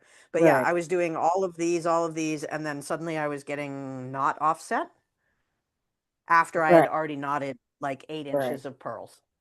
Okay. So at that point, I tried really hard not to throw them across the room Right. because knotting pearls may well be one of my least favorite activities on the planet, behind shoe shopping, but not by much. Okay. Yeah. So I yeah, just wondered because and I'm just going to throw this out, and it may not have any sure. purpose for now and maybe in the future. Often when I'm knotting pearls, which is something I love to do, Okay. I will intermittently knot. Okay. So that is, I might put round, offset, round, and knot on either side of that instead of in Yeah. between each one. So just a concept for future use. Like I mix a lot of gemstone beads and pearls, so Gotcha. that works really well because I don't want to have the length get so extended by the knots. Right. And that way, Right. if it breaks, I've got some containment. So just throwing that out So for a thought. Great feedback, because one of the things I was also feeling was that I was going too far with my knotting, too long of a strand. And one of the things I've thought about, because I'm going to have a connector of some kind, similar to this one. This is for the other component, but um, I'm going to have some kind of connector, and I may want to put breakpoint connectors too, to give a little bit more structure to it out of this gold bimetal that I'm working with. Because ultimately I'm going to have something akin to that as my connection point, and then the 3 strands will come out of the connector. And then I may want I like the idea of other gemstones if I can find something I like. I do have some beads that may be pretty with it, and a pop of color wouldn't be bad on this. But basically, this is what I'm playing around with right now, and then figuring out whether I'm going to be doing a soldered connection or whether I'm going to have a flex to it Right. structurally. But I need my beads. I need my pearls in some kind of shape for that. So yeah, I'll give some thought to whether I want to go with some interspersed Right. Well, elements. what I think would look wonderful with that is moonstone or labradorite. 2 stones that are not amongst my favorites, so I don't use them very often. I use labradorite in my Cirque collection, because it's one of the few blues of that richness. Right. But I like yeah, the I would way, be inclined to go towards a garnet or a citrine, probably, if I were doing it. yeah, you could do that. I like the pearl with those tones because Yeah. yeah. So, So one of the things that frustrates me about this piece is that this stone is spectacular, but the color is an awkward between color. Especially against silver. I've tried putting it against black, and it doesn't get better, it gets worse, right? It gets kind of muddied, and you lose the beauty in it.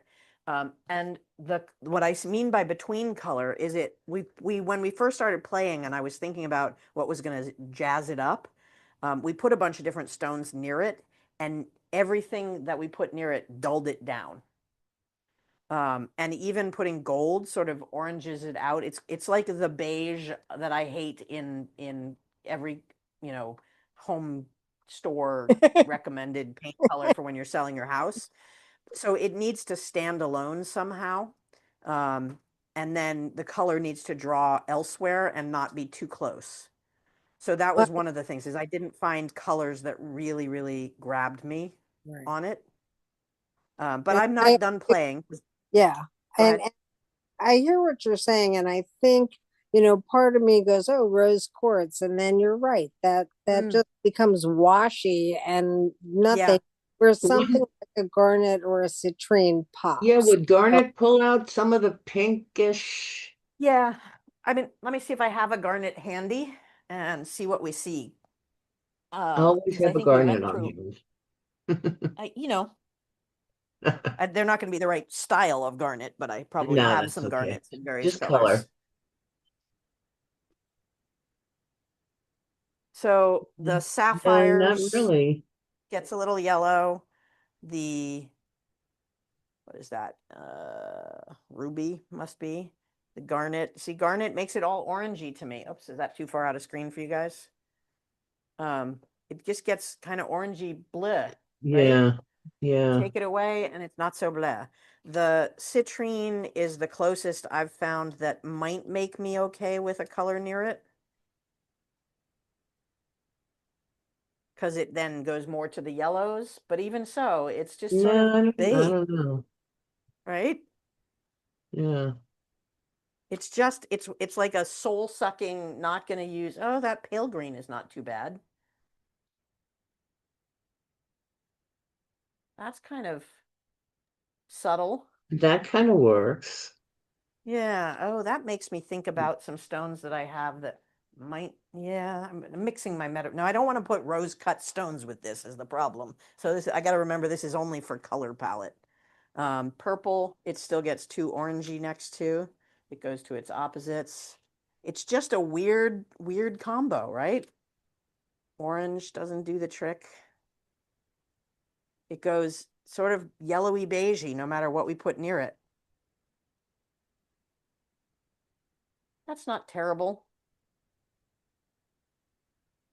No, the lighter So green, yeah, though, I think was the best of all of them. yeah, I think so too so far. This is subtle, except that I, again, don't really want to add rose cut texture on top of my druzy texture on top of my what have you. Right, right. I don't think I want to. Let me see. Yeah, that looks like a pickle sitting there. Huh. Let's see what we got in the smaller stones. So this is one of the reasons things go back in the box for a while, right? Is we don't have the right combo. We don't have the right final inspiration for it. And So go ahead. you touched on it, but I think what you're getting at is it needs a cooler tone. Anything that's too Yeah. warm, too yellow. So I think you might just even some of the cooler tans, but I do think that sagey kind of green was pretty, but yeah, it's the coolness versus the warmness. I think that Yeah. Yeah. Let me bring a couple back for a second. Yeah, even the pale blues are fighting it. I wonder if there's like maybe a black rutile, or I never remember which is rutile and which is tourmalinated, but the black strand. Ooh, that's kind of, that's Black not is terrible. tourmalinated. Tourmalinated. So the tourmalinated quartz might actually do something. And another thing I've considered is whether I'm going to Kyumbu along the front lip and or somewhere in here. So there'll be some gold pops, but not under it necessarily. I don't think I've looked at this with gold under it. Yeah, that just makes it far, far worse in its beiginess.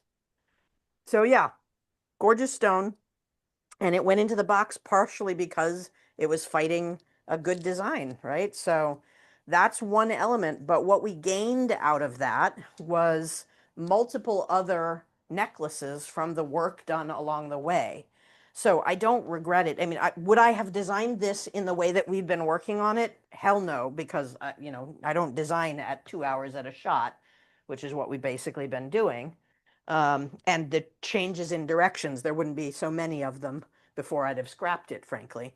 But what I got out of it is this fabulous clasp mechanism that I'm not going to give up on. So at some point, this will come back out to become whatever it's finally intended to be. One of the things I've been going back and forth on is, do I swap out the pearls and instead use these?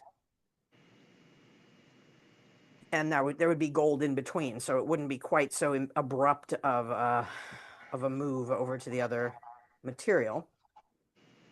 I don't know what you guys think of that. That with a little pop of gold changes the visual nicely. So far, that may make me happier. I would just take a picture. Thoughts? Take a picture of Sure. it and then do a picture with the pearls. It's Mm-hmm. just two totally different altogether designs. Yeah, yeah, it is. But So, I can't let go of the mechanism and stone combination at this point. So it's going to become something. There will be an aha moment for me at some point. yeah. So But the if you're the so other thing stuck, that we're I'm sorry, if pardon? you're so stuck, I would just stop because you've been working Yep. on it for so long and it's such a beautiful Yep. piece and the design and everything. Don't just finish it to finish it. Right. Exactly. Exactly. And that's part of what lands things back in the box and why it's never fully emptied. So here's the other thing that has come out of this. We did the clasp mechanism, not quite finished. I've got to put a topper on it. And this was something that I did for connectors because that was one of the big fights. This is the one that I would like to have a set of 3 braided. These are rutilated.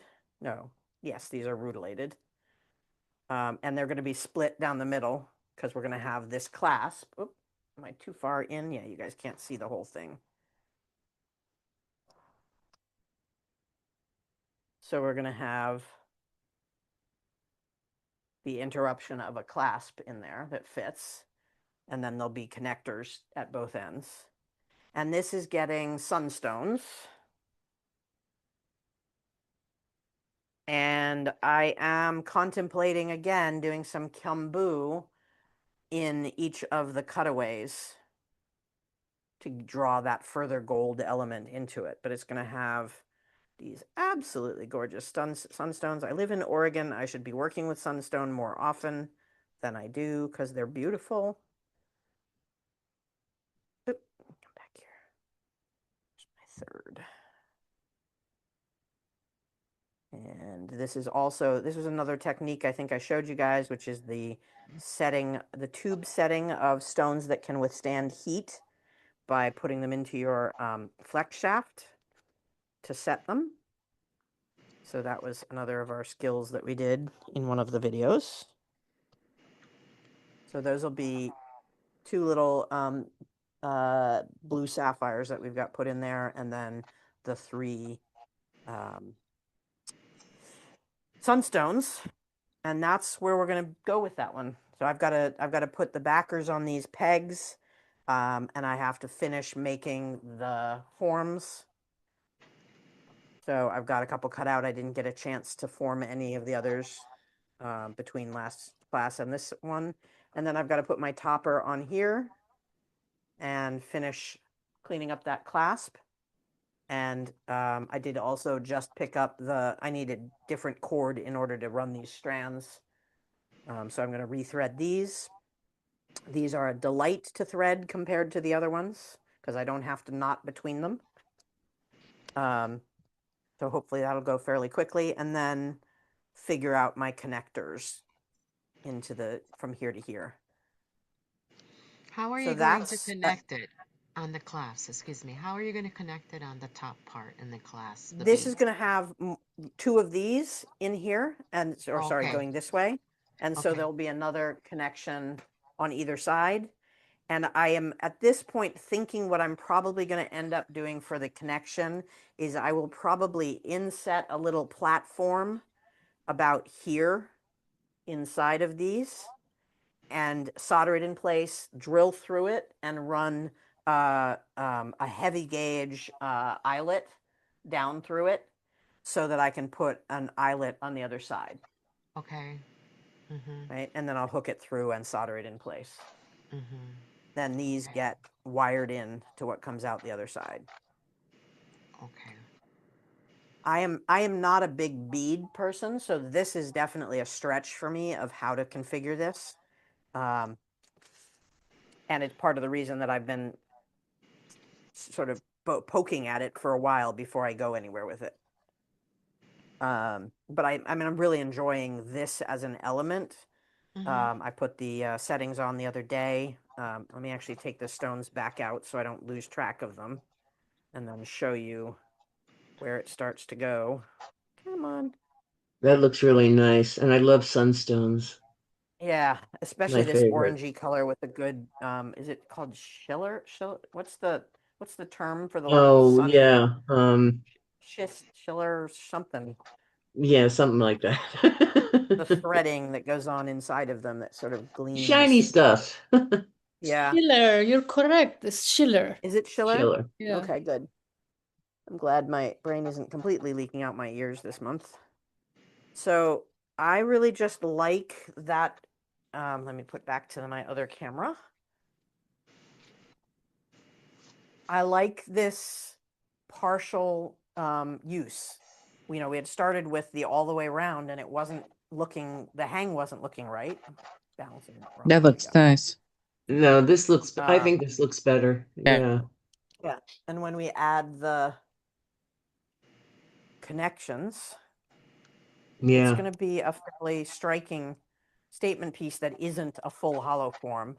And that's Mm-hmm. okay, because not everybody wants to wear the weight of the hollow forms around.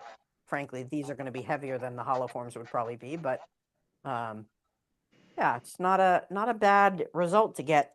And then there's a third one that I don't remember where I put the pieces, but I'm working on these two first.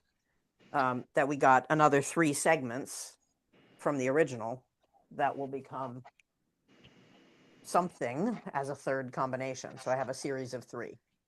So something I would just interject here as we were talking about ways to use less metal Mhm. is with the beads. Mhm. And Yeah. since I am a huge bead lover and I have enough beads to go to Timbuktu, I really like what you're doing there. And that is a Yes. thought as far as making, still having it the statement with your hollow forms, but also using an element that, I mean, not that beads necessarily are all cheap, so to speak, but in terms of labor and materials, and It may be it, less than the metal. Yeah. yeah. So, Yeah, and that's the other thing to think about too. If you go into your scrap pile, if you're like me and you buy chain either by the yard or a chain that you size down. So I almost never buy the size of chain that end up using. I usually buy a 32-inch chain and cut the excess down and use the remainder for other things.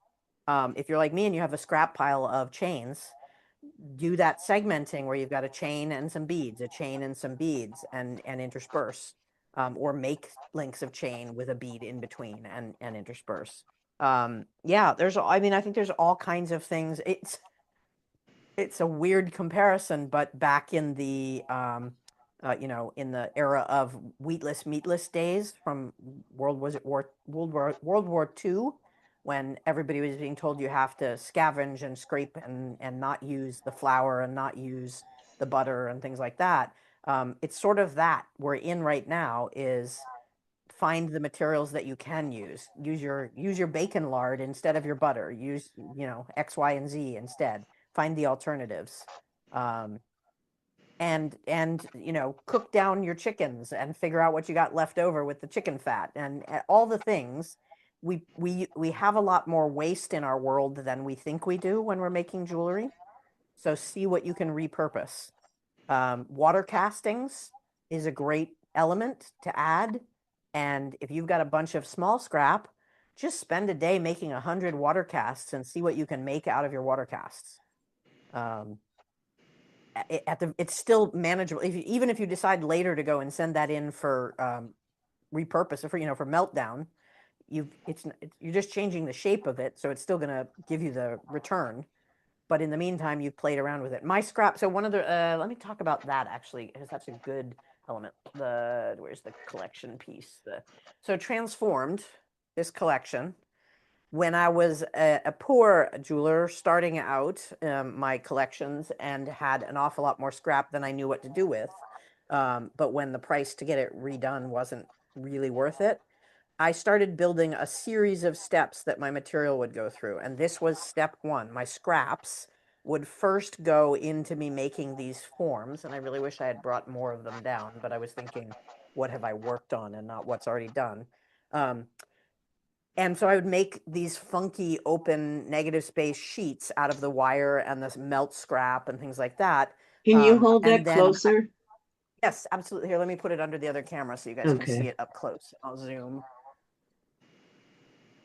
Maybe I'll zoom. Oh, yeah.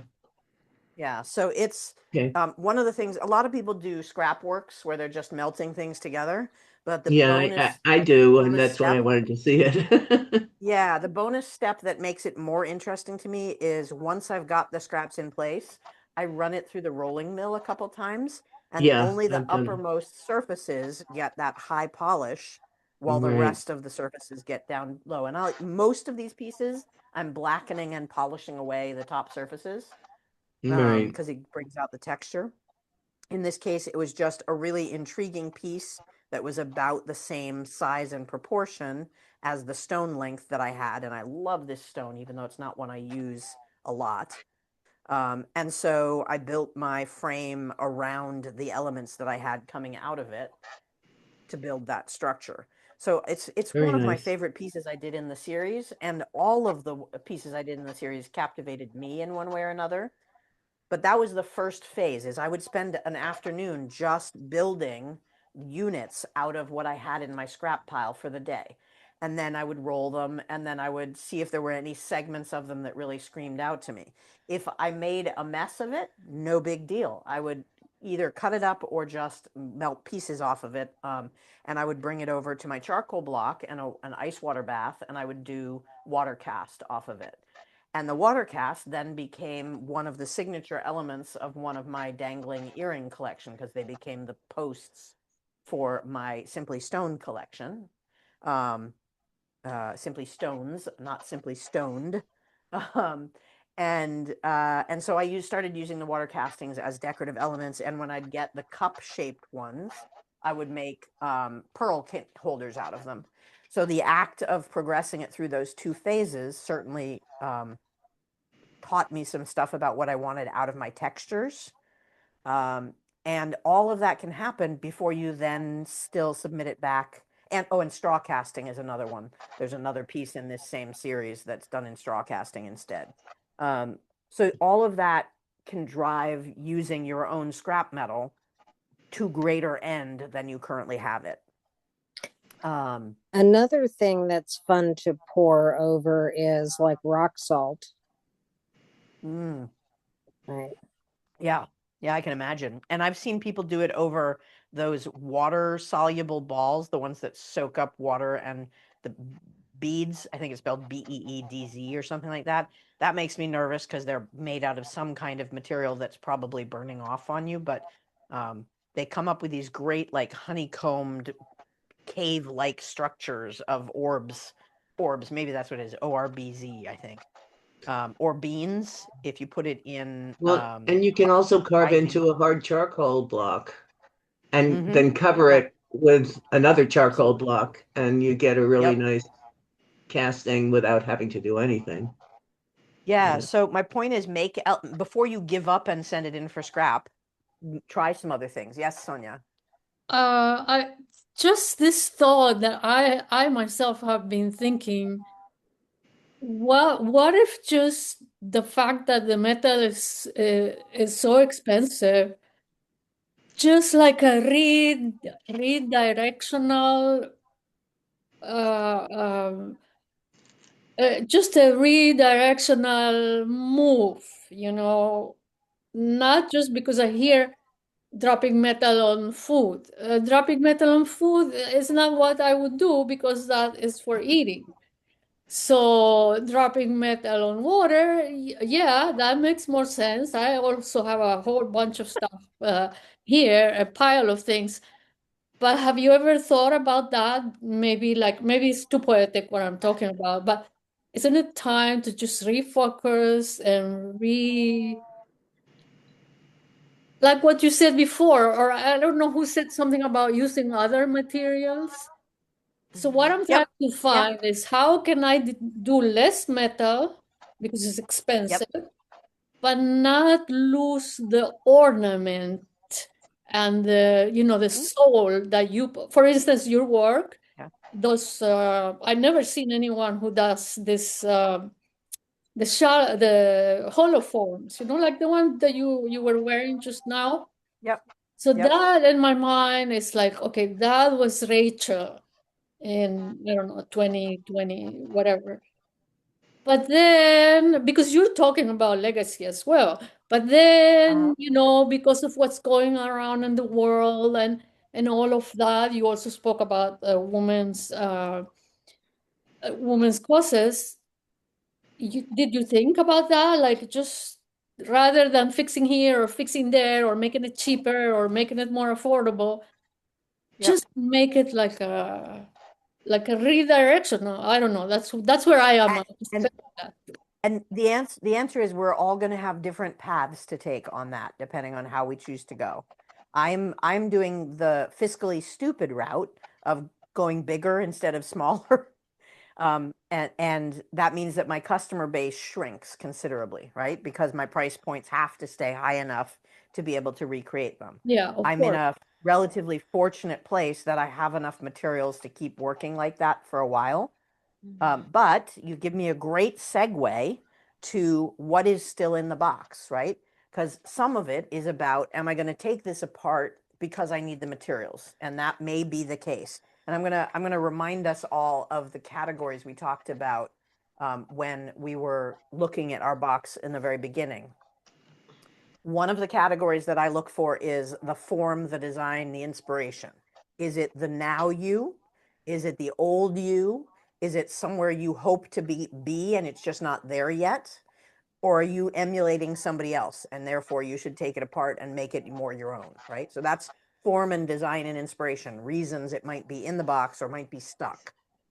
What's the fear of the break point for it?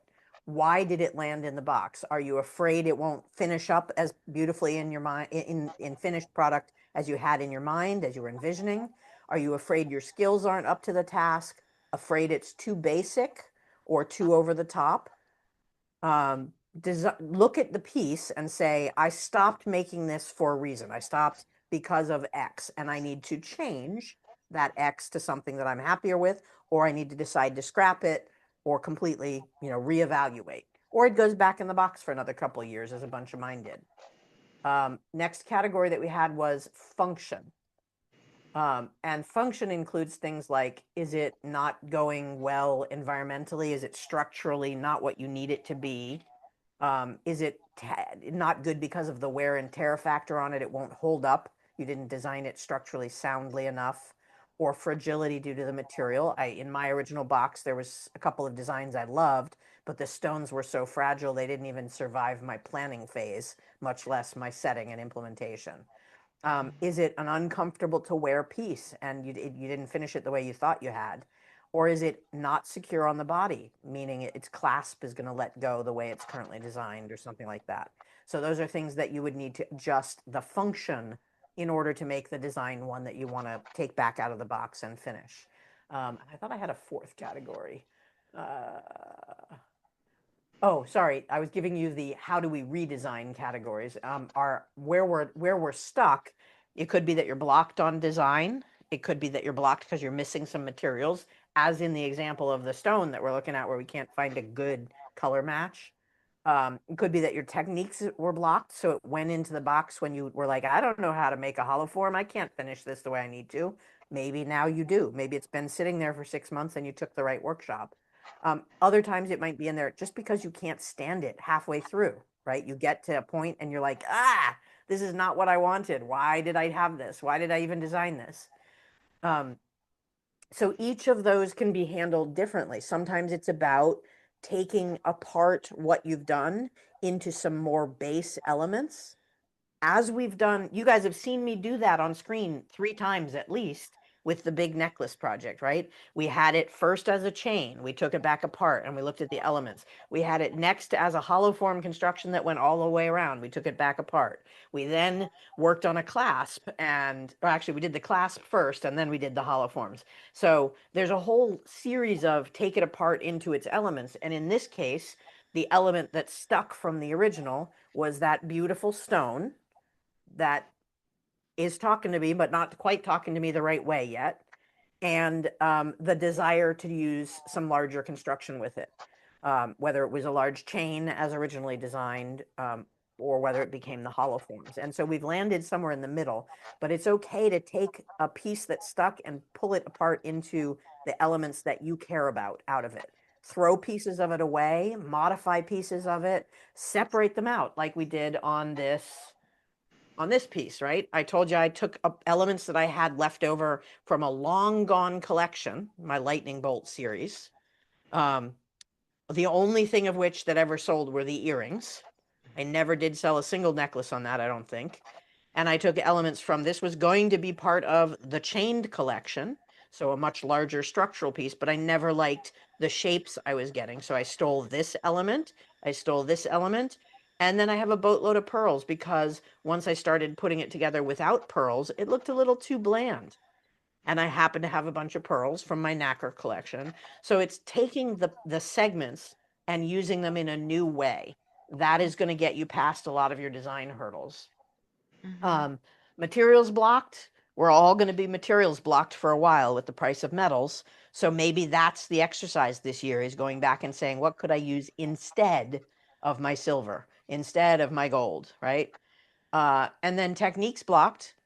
If we don't, other than the cost of the materials you're working with while you're taking a class, might be a great time to brush up on your skills, whether it's taking a workshop or practicing on other materials in your workshop, the techniques that you want to expand, right? So those things still apply.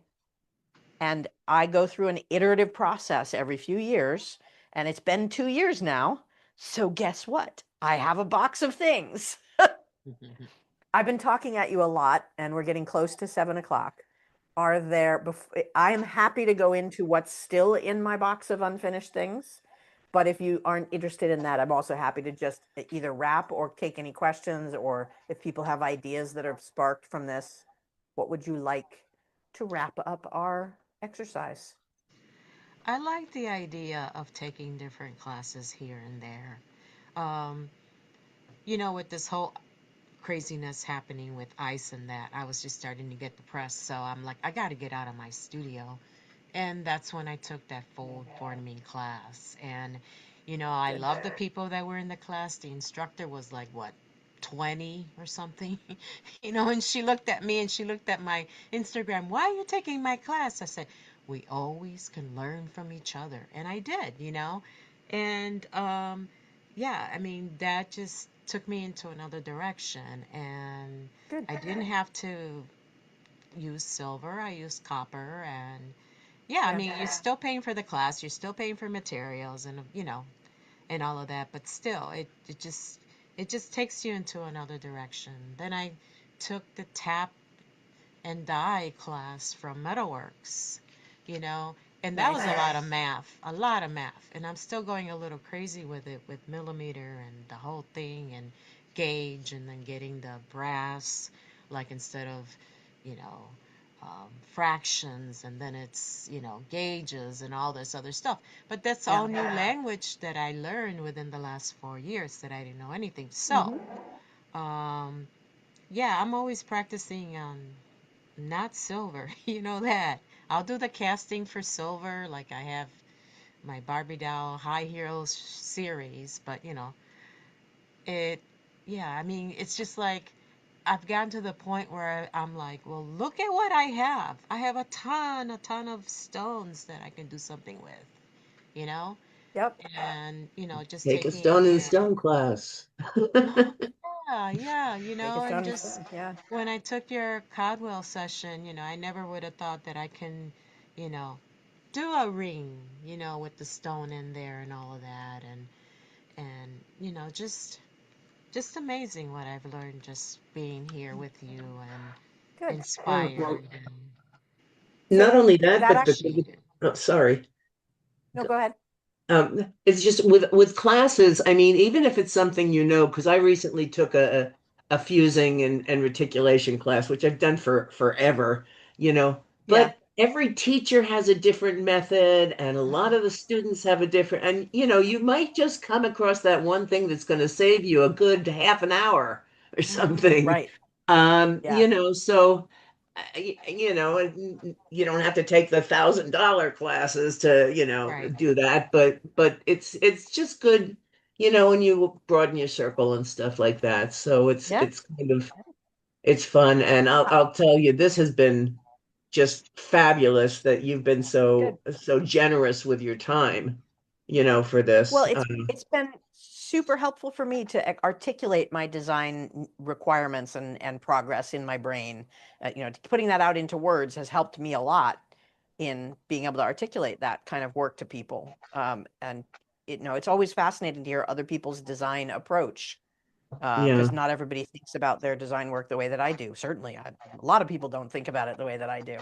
yeah, So and we yeah, I tend to work appreciate that. alone, so Yes. yeah, Yeah. Yeah, the but bouncing it off somebody is always a good thing. And yeah, I've got to say, I need a balance of time with other people and time alone. yeah, Sort of once a month to twice a month kind of sit with other people and keep working in companionable silence or not is useful. right, right. Doing it every day and I get No, distracted too. you don't want an Right. everyday thing because you've got your own design. You know what you're Right. doing basically. But every once in a while you want just, a little something a little different, and Yeah. you Yeah. can accept it or not, there's nothing that says you have to say, "Oh yeah, that's a Right. great idea." It might not be, Yeah. but it takes one more thing off your list. Yeah, absolutely. I did. I didn't want to sidetrack for a second. You said something that made me realize here's another way, much like the World War II take care of how much flour you're using thing. Reticulation silver, if you make your own, is Mm. more parts copper than traditional sterling. So if you've got a lot of scrap, consider extending your recipe by adding the copper and making yourself some reticulation sheet. So that's one way to make more of the silver you already have. And something that Carmen said made me think maybe we go around and say, does anybody have anything that you are personally willing to share and that you're setting as your 2026 target? I'm not a big, New Year's Eve resolution type gal, but I tend to be trying to do something at midnight that I would like to continue doing into the new year. So I'm usually in my studio these days to try and get that going. Does anybody have any specific goals for themselves for 2026 besides figure out how to make more out of less silver? Well, I want to get remotivated. It's taking me a long time to get past what I went through. But I'm finding I really miss it. And so I'm really trying to get my studio set up differently. And today I've actually found a handyman who can help me do that because I Awesome. can't do it myself and I'm in a wheelchair half the time and I just can't move stuff around like that. Yeah. But I finally found somebody who can help me out with that. Um, and I'm really kind of getting excited about just getting back to making stuff because I got some ideas that I really want to do. and Awesome. so That's that's great to hear. my thing. And I I hope you love guys will all send me photos as you do these. That's great. I don't have Who any else? ideas, but I am so happy that I can have now time in my studio. Good. My husband is doing way, way, way better, so he Good. doesn't need me that much. So I'm like happy camper here. Excellent. So Good. what are the kinds of things that you do to inspire ideas in yourself? Just pick up all the things that I have in the box. I have Okay, good. So you're gonna fantastic ideas. And one of do that piece that I sold on the weekend was a leftover of an idea that I had, like, I don't know, 3 years ago. Mm-hmm. I one night I just said I'm gonna use all that gold foil that has been sitting there also, and it just came out great. I will send you a picture. It's Yeah, please. very, very simple. So now that is motivating me to pick up more of that stuff I made. Because Yeah, my thing don't was always I have still like 5 different trays with projects that I was doing, but I had to leave because I was needed and I will go yeah. away for 3 months. Yeah, Mm-hmm. So Mm-hmm. no, now I can, finish some stuff. good. Well, Mm-hmm. don't also when you get to a project like that where other people snatch it up, it's a good indicator that you might want to do a little bit of riffing on the idea that you started with. So maybe there is a small collection out of that foiling that you were doing or the Right, shapes yeah. I something think like I that. think this talk is making me think about that. Good. Mm-hmm. Good. Yeah, I'm a big fan of even if you aren't good at drawing, like I'm not, as you've seen from my many whiteboard attempts, just sketch stuff. And even if it just sits in a book for a while, that's okay too. You might come back and find an inspiration spark there. Yeah. Anybody else want to share? Oh, sorry. Go ahead. Did you have more? That's it. Just thank you. Thank Okay. you. 1,000 Yeah. thank yous. Awesome. I'm glad. And again, I can't wait to see what you guys do next year. Anybody else want to share their goals for the upcoming year? Well, I never get enough time in my shop. And in the last few years, I have taken classes, which has been really wonderful, not just for the companionship and a clean shop and inspiration, but this year, because of a variety of factors, I decided not to take class like through the spring. So one of my goals is to actually get back in my shop and just do what I want to do. Some of Nice. it is, the box. Some of it is just seeing what I have and where I want to go. and playing without necessarily having the goal of this is something that I must sell, but working on technique. Yeah. And what I have found is, the things that don't end up in the box do end up in the showcase. So, Awesome. Yeah. figuring it. So just going in there and having that freedom, I think is a gift because we don't usually get that, Yeah. but life has changed so much and where my life is anyway, I don't, I'm not doing tons of shows, tons of big shows. I don't have an online presence right now. And that's something, is on my list of, okay, let's see, where that might happen. But Yeah. truly, Rachel, this platform you've offered us has been such a blessing. It has Awesome. really been great to meet you and see what you're doing and then talk with everyone else. And that is inspiration too. So for me, just being able to get in my shops and like say dedicate, Saturday afternoons when it's snowing or whatever, Right. So Snow day at home. Yeah. yeah, exactly. And Betsy also needs to work on her web presence. So maybe you two stay connected and inspire each other to do your web presence work. Right. Well, I I mean, know it's the least I fun have a part. site, but it's just, Uh-huh. it's Right. like from 10 years ago. Right. Well, Yeah. that's after you finish your book, Rachel. That will be the next get together is talk about. I mean, Yes. I'm sure we all Oh yeah, see, let's follow your book. yeah, That how would be much great.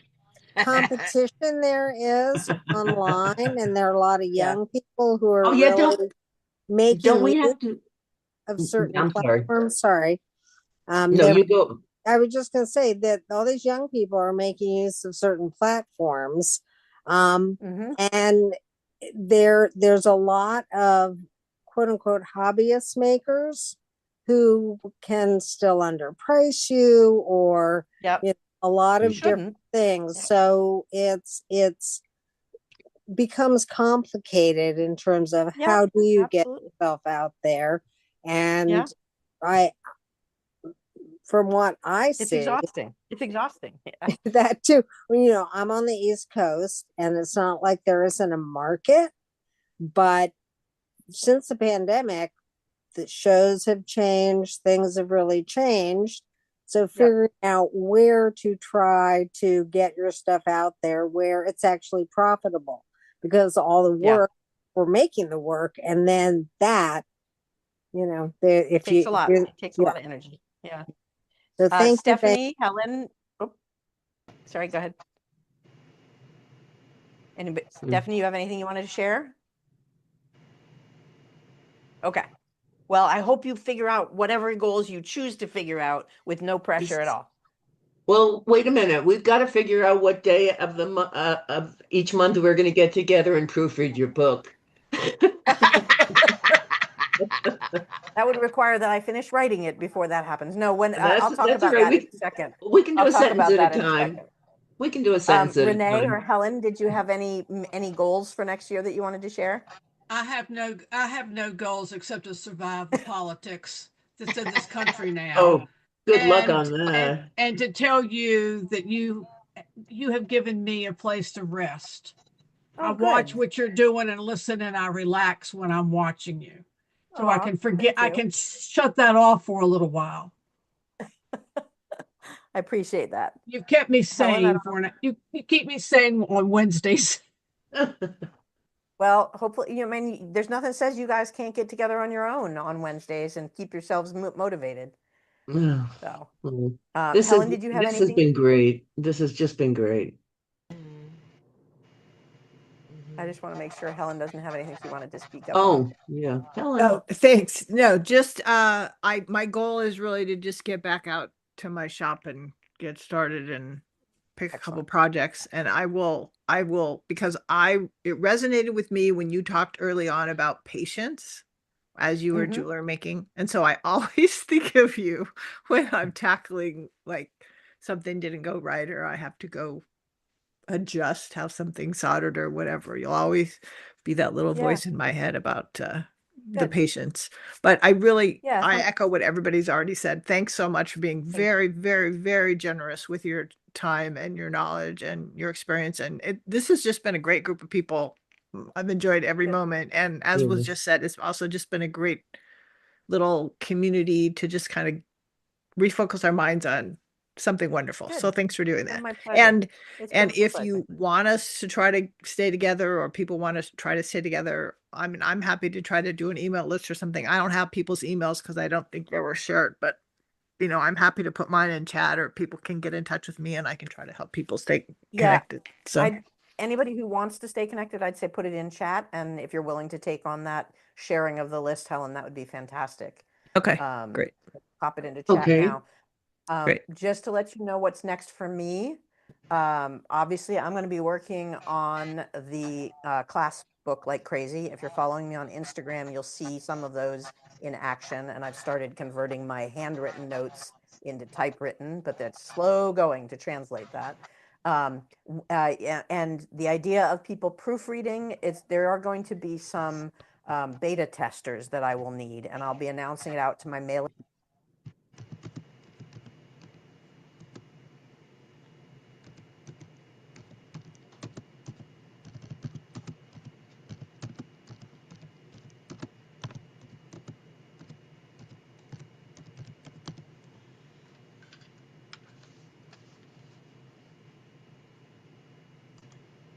Can't hear you. I can't hear you. Where to begin? We don't have to start with me. Well, we are going to start with you. Let's start with you and Austin, my favorite couple on Bravo. Girls, Somebody's got something going on. Can you guys hear me now? Yes. Still hear me? Yes. Can you still? Okay, good. Got I've cut tried to off switch. when you were talking. Why don't you start from the beginning where Okay. you're going? You started with the book I- and then all of a sudden Yes, didn't I hear was you. saying that there will be some beta testing. I'll have them classified by skill level, and I will also ask people to pick a certain number, probably like 3 at a time at most, one to 3 clasps that you think you can attempt within your skill level rating, your self-described skill levels. And then I'll have a limited number of slots for each test. So I won't need 10 people testing my box clasp and nobody testing the knocker clasp kind of thing. And then you'll have a certain window of time by which I'll ask you to get me your feedback. And then I'll do as many cycles of that as I need to, hopefully getting things in really good shape for everyone. But before I get to that, I have to have the write-ups done and I want to get some of the main photography done so that there's a good visual to go along with it. But if you want to see what's happening on that, it's the Instagram feed is probably the best way to follow me on that. And I will continue to do shows, hopefully getting into some of the ones that I'm on waitlist for the spring, which are on the East Coast. And then I'll have some West Coast shows as well. And I will be embracing those statement pieces even more than I have been. That's really where my heart is at right now. So I've got from the box still, I've got 2 big hollow form projects that I'm going to continue on besides the ones that are coming out of what we've been working on for the last 2 years. And then I will be teaching next year, both virtually and live. So if there are any specific topics that you would like to see classes from me on, send them my way. We don't have to talk about them now unless you have something you really want me to know about right away, so I plan for it. But I'm hoping to teach for Metalworks both in person and virtually, and I'll be doing my own classes. I'll be doing Portland area classes. I'm open to other places, but I suspect the other parts of the country will not be interested until my book is published, and then I might get some class specific things out there. So that's my plan for 2026. What can I say? Mm-hmm. So was that being something that I did? You guys still hear me? Yes. I hear you. Okay, good. Any other thoughts or questions before we wrap? Just thank you. Thank you so much. Yes. Yes. Thank you all very for much. sticking- You have been my mentor. May I just say thank you so That's much. awesome. Hug Well, you. Love you. I hope Thank you you. have, I hope you have many mentors in your lifetime and that you can build on the things that we've talked about here. And it's been a delight. And it's not the end of us seeing each other, but Yeah, just a change to how we're going to see each other.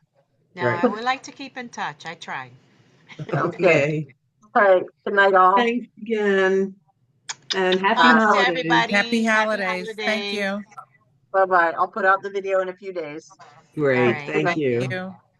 All right.